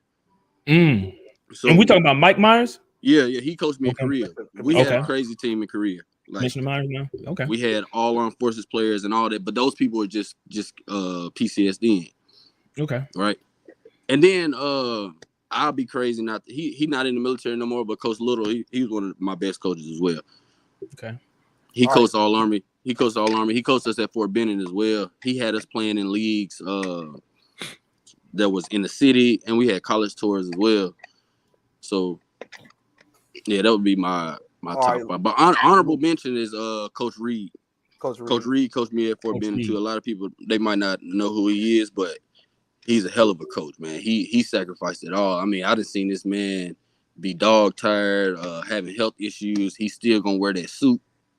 It don't matter what. It don't matter if we playing in the gym with 0 people in the stands or we playing at a college. He was gonna have that suit on, but he was old school though. I don't think he could be able to coach the kids now. He was like Bobby Knight of military basketball. He said it's a legend. Somebody call him what? a legend. Yeah, Man, listen, you had to have tough skin. I say that. Got you. Okay, Lou, who would you say, no particular order, your top 5 coaches in military basketball that you've seen or worked with? Yeah. You talking about all time, or you talking about currently? Whichever one, whichever you were, whoever, you know, just your top 5. Yeah, just your top 5. Just your respect to those coaches. All mine probably don't really coach no more. Like John Bailey, coach. He coached me to 8 All Force gold medals, all Air Force gold medals. Okay. For the most part, even when he wasn't coaching, he was still in our line, keeping contact. Then when he turned over the reins, he turned him over to Rico Batchelor. So he definitely would be in my top 5 too. Safety, Coach Green out at bomb holder. A lot of people don't know about him, but he's solid. He's super solid, and he's been out there for years doing his thing. And then if you want to keep on that track, you got to put Coach Jones out at Osan and Pacquiao. You got to show him love because he's been out there doing it at a high clip for a long time. And then new coaching is to coaching, and he getting results. And then I got an opportunity to play for him right before the PCS was Coach Hunter Uriah out at Fort Hood. He don't hold his tongue, but you can't really argue with the results he gets them. And then me. I'm a player coach. Been player coach for like 10 years, so I'm always gonna put myself in there. So, and that's what my next one is. Just it's funny that you said that because I was about to flip it. So, not including yourselves, who are your top 5 players right now in NBA basketball? I mean, not NBA, military basketball. I keep saying NBA, but it's just military basketball. Who are the ones out there, your brethren, that's Somebody out there? Somebody finna get butt hurt, Trey. Somebody finna get butt Nah, hurt. I doubt it. You know what I'm saying? Man, Trey up here trying to stir the pot, bro. I'm not stirring anything. Somebody finna get butt hurt. As soon as we said our top 5 coaches, here come folks. You gotta say this person. You gotta bro, come on, dog. Like that's what I be talking about, bro. We can't say none without folks getting their damn feelings, bro. God, damn, get butt hurt, bro. Damn, like we know these good coaches in the military, bro. Like we know that. We know Coach. Bro. All right, go ahead. I can't get him on. Like it's giving flowers, you know what I'm saying? And it's like it's clear and concise. Just because you didn't Lewis, hear the you all right person over there? Lewis over there, like he like, man, this here, bro. It's just because you ain't hear the person or hear a person's name. It's not saying it's not to say this, not to play. You know, what I'm saying put anything off. This is the thing, though, Trey. This I like the question because now this is coming from their peers, bro. Yeah, this is coming from their peers. So if they don't put you on the list, that means you may need to work on your game just a little bit more. Or you just on the outside. It's just no on the cusp, man. That's all it is. It's fair game, bro. It's not saying that, okay, 16 teams are going to get selected for nationals. It's not saying that every other team is trash. It just means that these 16 are seen above those, and you know what I'm saying, now they get a chance to play it out. So, you know what I'm saying? It's, you know what I'm saying? So, but it's just including us, right? Not including you. Not you. You can't put yourself in it, but of course, right. Not yours. No, right. Did somebody say we understand? Yeah, everyone's saying this stuff. I get it. It's just who y'all seeing out there that it's like it goes because these are the ones in which you be like, even one you play with them or you want to go play with them, or even one you look for the challenge to play against them. One of the two, which I believe is the end state of what it is. You know what I'm saying? It's just okay. You know what I'm saying? Strap them up. These are the ones that you see when you like they're paid the mission. They're paid to the mission players, basically, when you're like, oh, shoot, I'll go take a look at this and see them play any day. That part. See? Look at it. Y'all Don't nobody wanna talk now. Remember, hey, wait, earlier, we done heard everybody- names hey, all hey, day. listen, We done yeah, heard okay, names this- all day. everybody has Now something to this say, is that putting except your for Lewis. say. Now you get a But chance. now look, Clay and Colton, both of them like. Y'all got to give me like 7. Okay, rock with it. Seven. Go ahead, rock with it. 7 players. 7, just because the way it get kind of iffy when you get up. 5 is iffy. I would say I go CB Christian Barrett over there at Langley. I think he the best big in military basketball. He a dog, straight dog. I think I'd take Ledrick Eccles. Okay. He over there at Fort Hood gave us a 50 ball when I was playing with Lackland. Couldn't do nothing with him. I would say probably Alex King. He's not really in the military post level type stuff. He played with us in all Army, like 6'8" guard. He's super tough. I'm gonna say I like Ron Traps. Ron Traps is up there for me. Straight score. Can't play no defense, but he'll score. Luka. Luka, yeah. Beverly from the Marines. I don't know his first name. Like stretch 4. Super tough. BG over at Langley. He can go for sure. He can definitely go. That's about 5. I gotta throw gotta throw B Park in there. I think people sleep on B Park over there at Barksdale. A lot of people sleep on him. Brandon Parker, he can go. I know him when he was in college. He's been a bucket. It's just so many people too, man. I know I'm forgetting somebody. I would say Akeem over there at Fort Carson. Traps just said it. Somebody just said King. Somebody just said King. He's super tough, for sure. He a dog too. Man, I'll end it there, man, because I sit here and just start naming people off. Okay. That's what's up. We appreciate it. That's what's up. Dionte or Lou? Lou, which one of y'all want to go next? Man, that's tough, man. I don't know. All right, I'll tell you. I'm gonna say Bill first. Oh, because Tyrone Bill. Bill will give you 40, all jump hooks and free throws. He said jump hooks and free throws. Damn. That's it. I know that shoot flow every play. Yes, bro. He offloaded. Like Coach said, we left out Donald out there at fucking Luke. Yeah, Donald for sure. Definitely up there. Can't speed him up. He gonna do what he gonna do.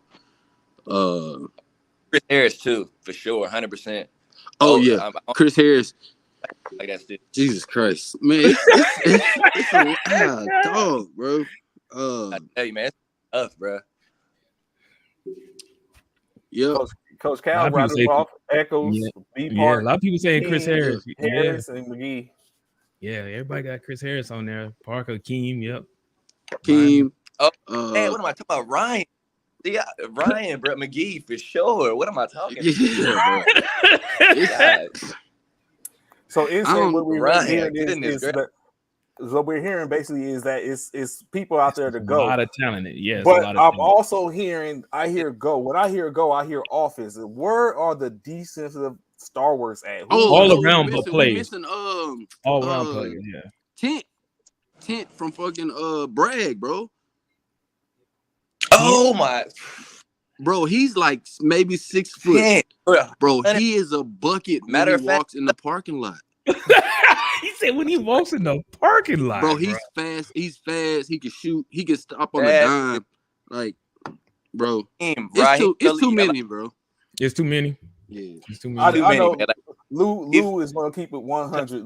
Lou old school. Lou ain't worried about no feelings. No, Lou gonna keep it straight 100. Y'all leaving out Ollie Bradley. See, it's funny because the players ain't saying Ollie Bradley, not saying that they don't, but the coaches always Ollie Bradley is always coming out the process. But the coach's perspective is a lot of it is because of being able to being coachable. That's why a lot of coaches pick certain players because they feel like certain players are coachable and also be able to put buckets on the court. So they got a different perspective. But Lou, go ahead. Let's hear it. I really don't know a lot of the current players that's out here killing people. I don't recognize them until I get in the gym. So a lot of my stuff gonna be might be slightly outdated. I can agree with Donald. I can agree with Ollie. Definitely Bill. Bill at Benning. Definitely CB. Ryan for sure. Okay. How many is that? That's 5. That's Five. And Harris from the Marines. Like he my age and he's still killing people. It's crazy to see how this man's still moving. And I remember when we was battling back in the early 2000s type. So like it's not very many young dudes that I know of, but I only been back in the States here for like 2 years now. Okay. So I ain't really got a chance to see everybody like that. I see you. I give you a rose, little buddy at Bragg, like he said, the little guard. He a problem, but I also don't know which of these guys is military civilians either. So like, the relationship y'all got with them, I don't got. And y'all, everybody roster is sprinkled with people who we have no clue where they come from. So okay. you know, fair. That's fair. Fair enough. All the people I named was in the military. All the people I named is in the military. I ain't really named no. I ain't named no civilians. Coach Aon, this is where I was going next. I hear the buckets. Who are the lockdowns? Like, who are the ones that when y'all get ready to face up against you, like that you don't want to see, that you don't want to see on the court? Yeah, that and I don't want to hear all this. Like, I'm a bucket. I'm like, who are the lockdowns? Who's that dude that you don't want to see when it comes down to defense? He about to put the shackles on you. I think for sure you got to throw Mark Bowie in there from Fort Benning. Oh yeah, Turbo. He can strap up for sure. I think Keem. I hear a lot about Keem, being a lockdown. Keem out there and lock up. I cook Keem though, but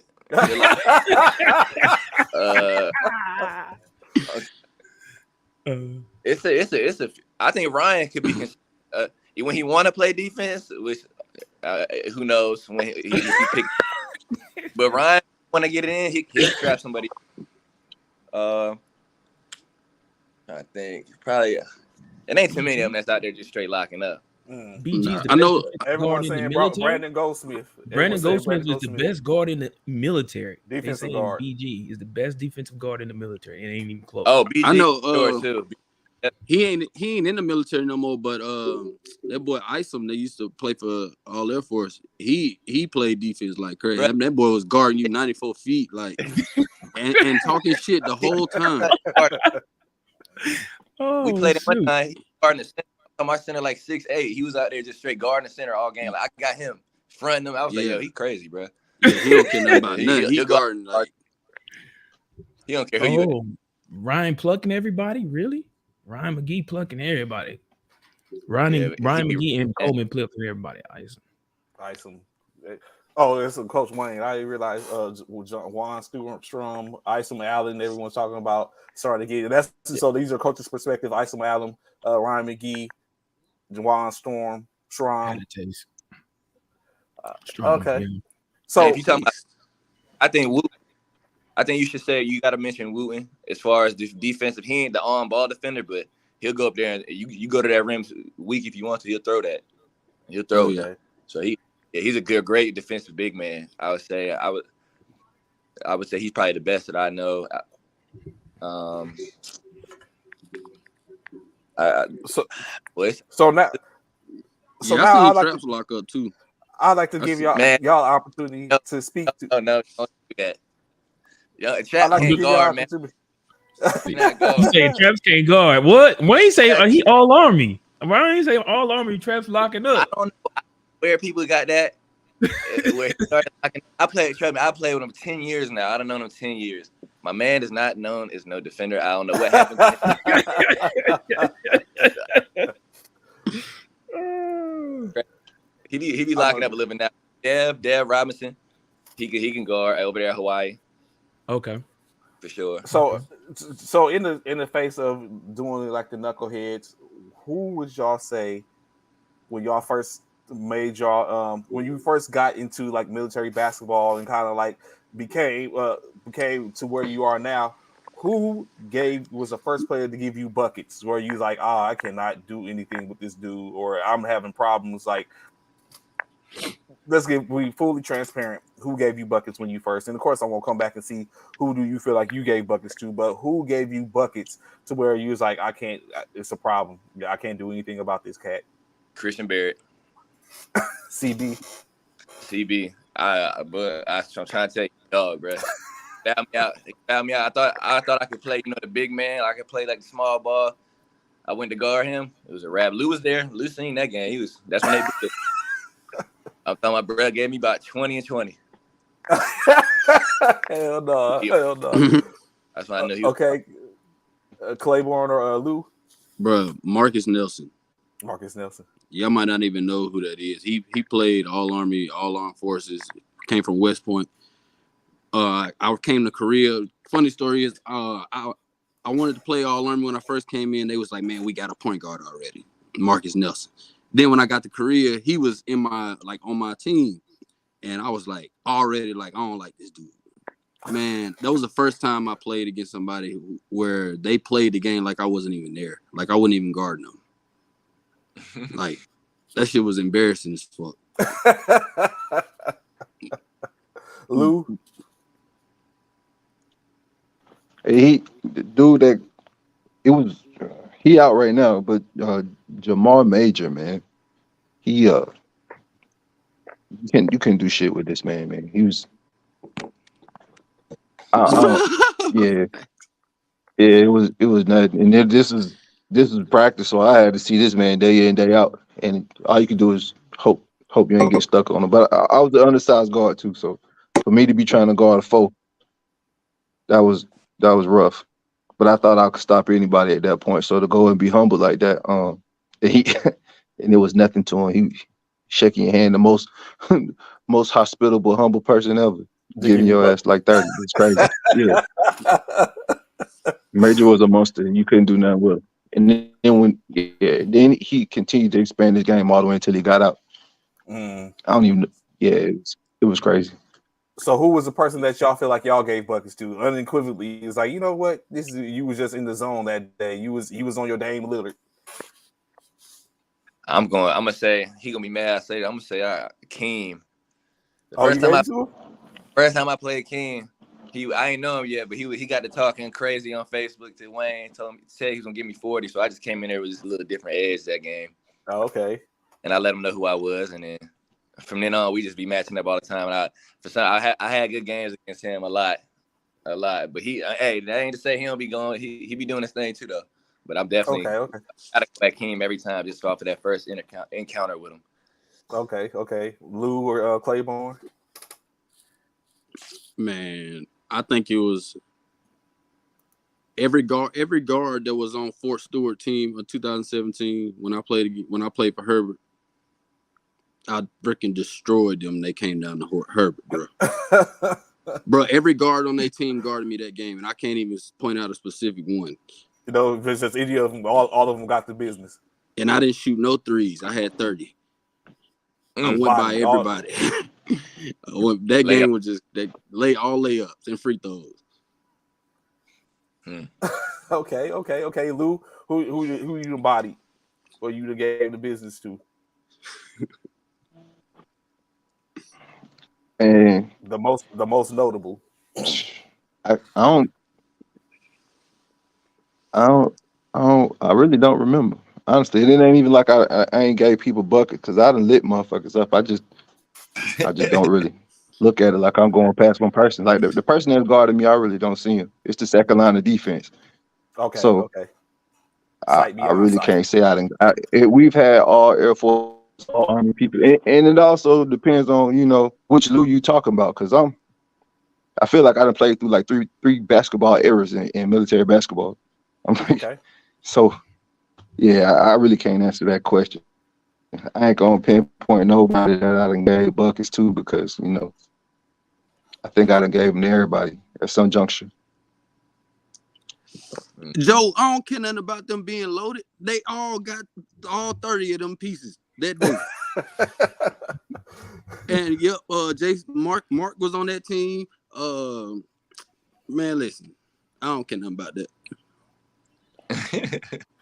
So, who would y'all say is a coach out there that y'all wouldn't want to see when it comes to coaching that kind of like puts the right schemes together against you or against the team with you on? What coach would be the person who you wouldn't want to see in a tournament or in a game or in a championship? Who's that coach out there that kind of like strikes you where, nah, I'd rather not deal with that individual? Man, I don't want to play against Hollins, bro. He got freaking superpowers, bro. I swear, bro. He be having his team doing stuff that you be like, bro, y'all got to run out of gas at some point, and they don't, bro. Because he run up and down the sidelines. Now they hype. You be up 20 or whatever, and they still playing. They ain't giving up. You're like, bro, they the team that's never gonna go away. Like. So you don't want to play them in like Marcus Hollins. Yeah, you ain't looking forward to playing them because they ain't gonna go away. I'm gonna say Coach Mitchell over there at I think he coached Pendleton. He played for him too. He do both. Pendleton coach. Yeah, coach. Okay, I know you saw Marcus. I played with him in the Armed Forces. It ain't even I don't know what the Marines be taking before the game. They full court pressing all game. And I just, it's like I said, man, I'm old, man. I ain't trying to, I'm not trying to be playing out there in the half court, man.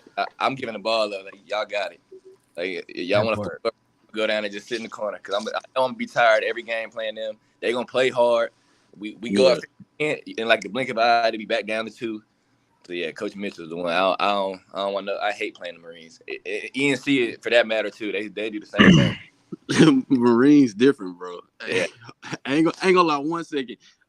We played the Marines one time. I was in Mayport, and they called a timeout. I think they were losing at a certain point or whatever. I forgot who the coach was, bro, but he was like, "What the fuck is going on? We're Marines. Fucking play like it." And I was like, "Bro, what the fuck is going on?" So they whole mindset be different, bro. So like you said, yeah, they tough to play against too. I don't like playing against Marine. It is. And for you, Lou, who's that coaching which you don't want to see at all if you can help it? Higginson, Lonzo Higginson.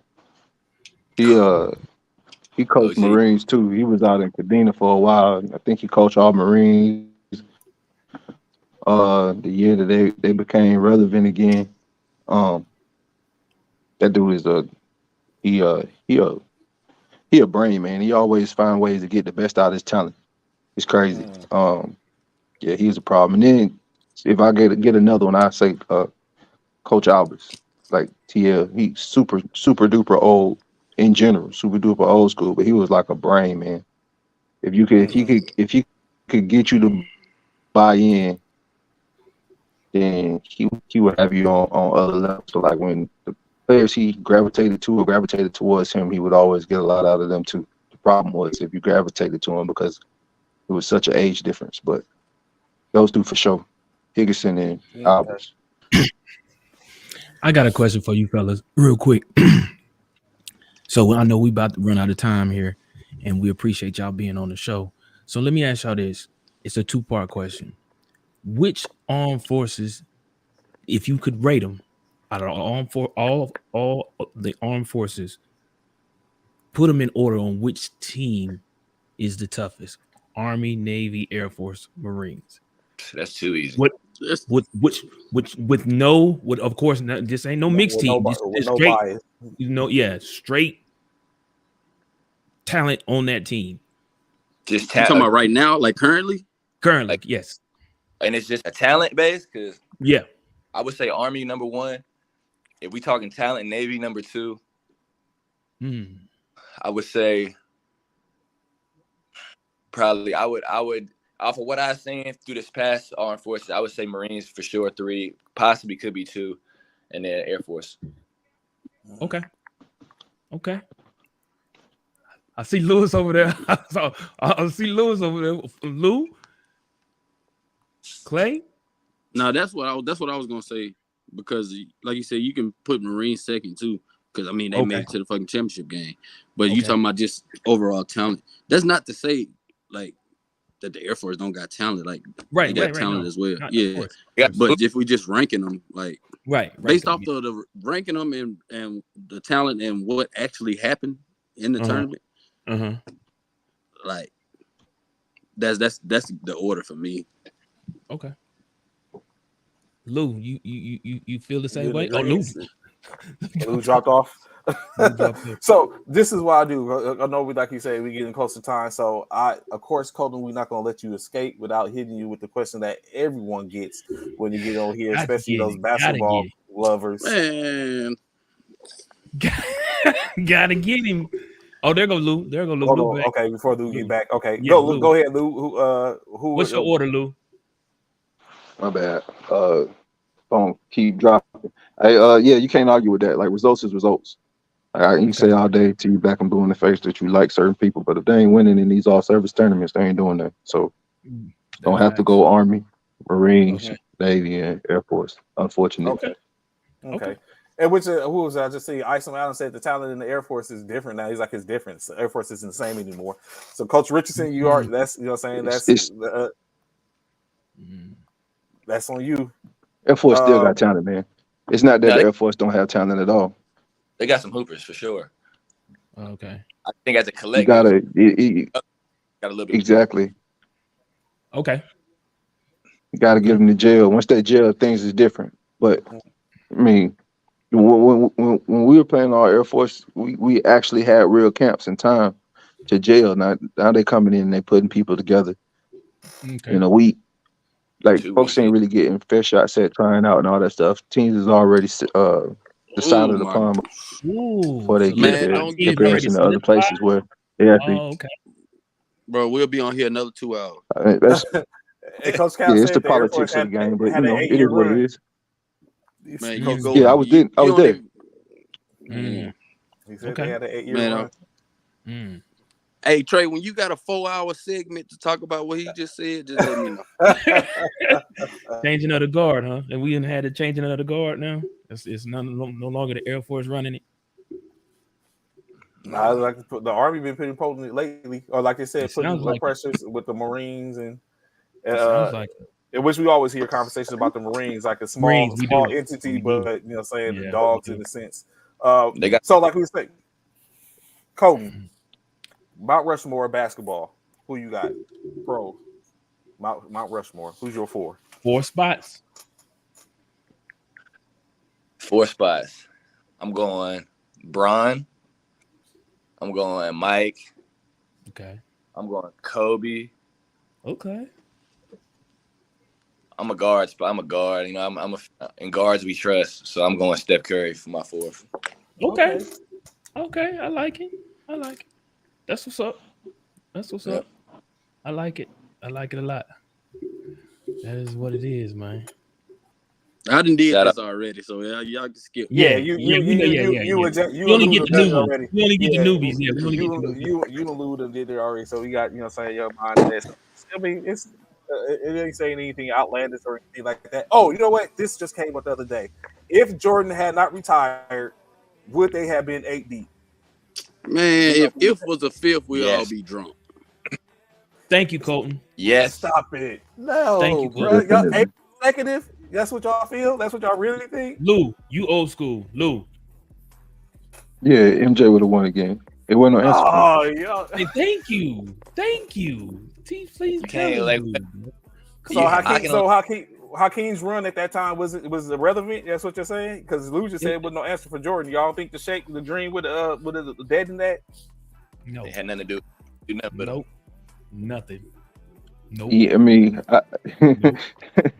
Charles Barkley was respectfully like the second best player in the league, and he gets absolutely no respect because he played with MJ. Hakeem would have simply been the second best player in the league. Nah. Who's Chicago Bulls not beating the Rockets?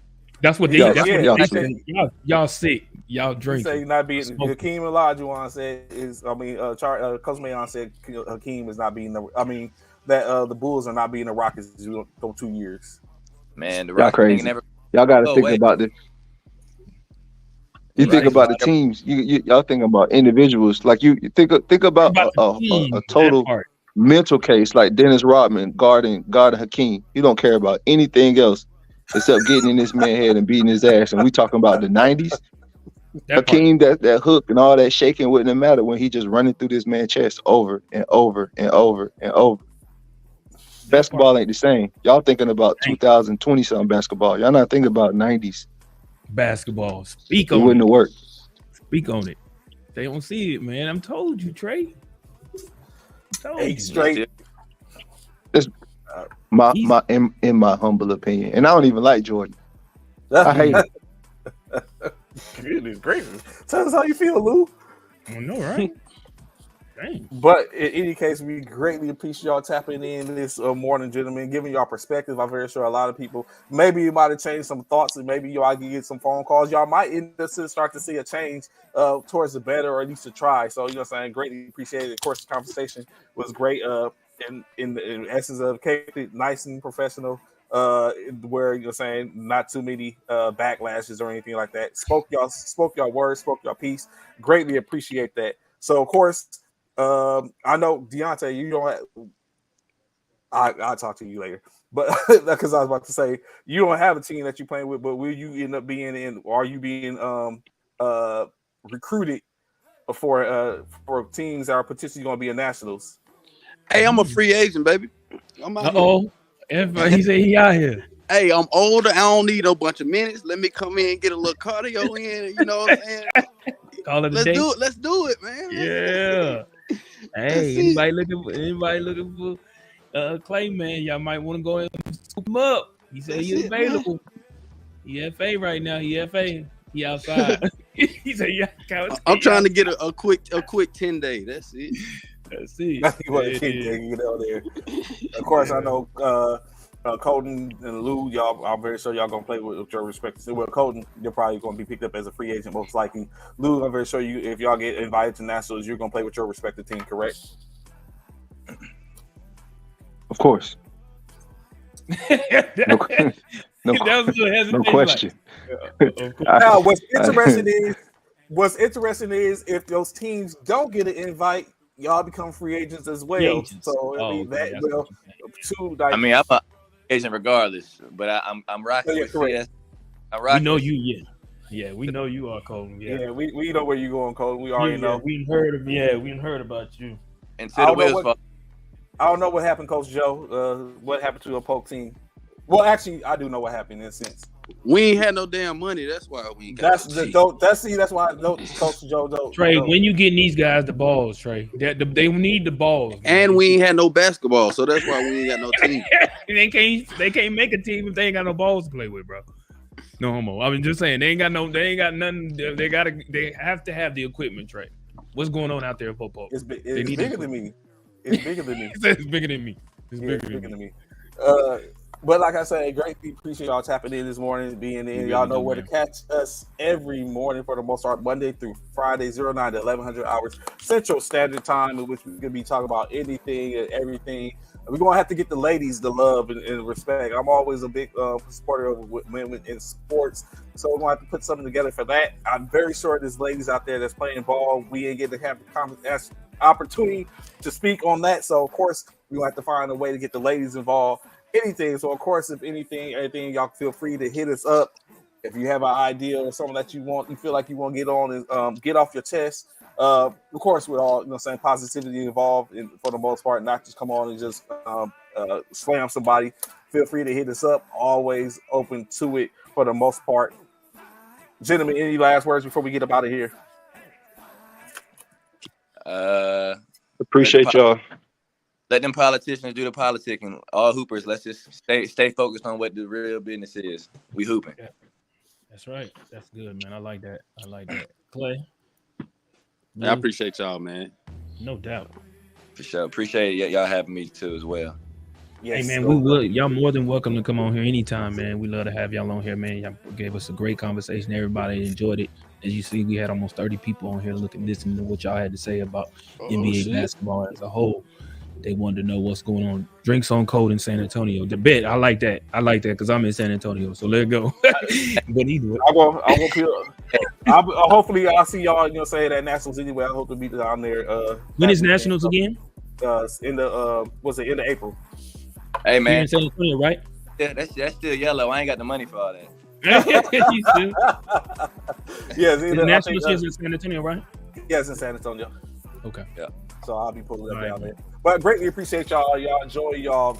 What's that weekend E? I'll let you go Lakers. Pray out. I'm out. Oh Enjoy man, the whatever, day. man. Sorrow All right. Phi Military Fraternity Incorporated. Y'all be easy. Peace.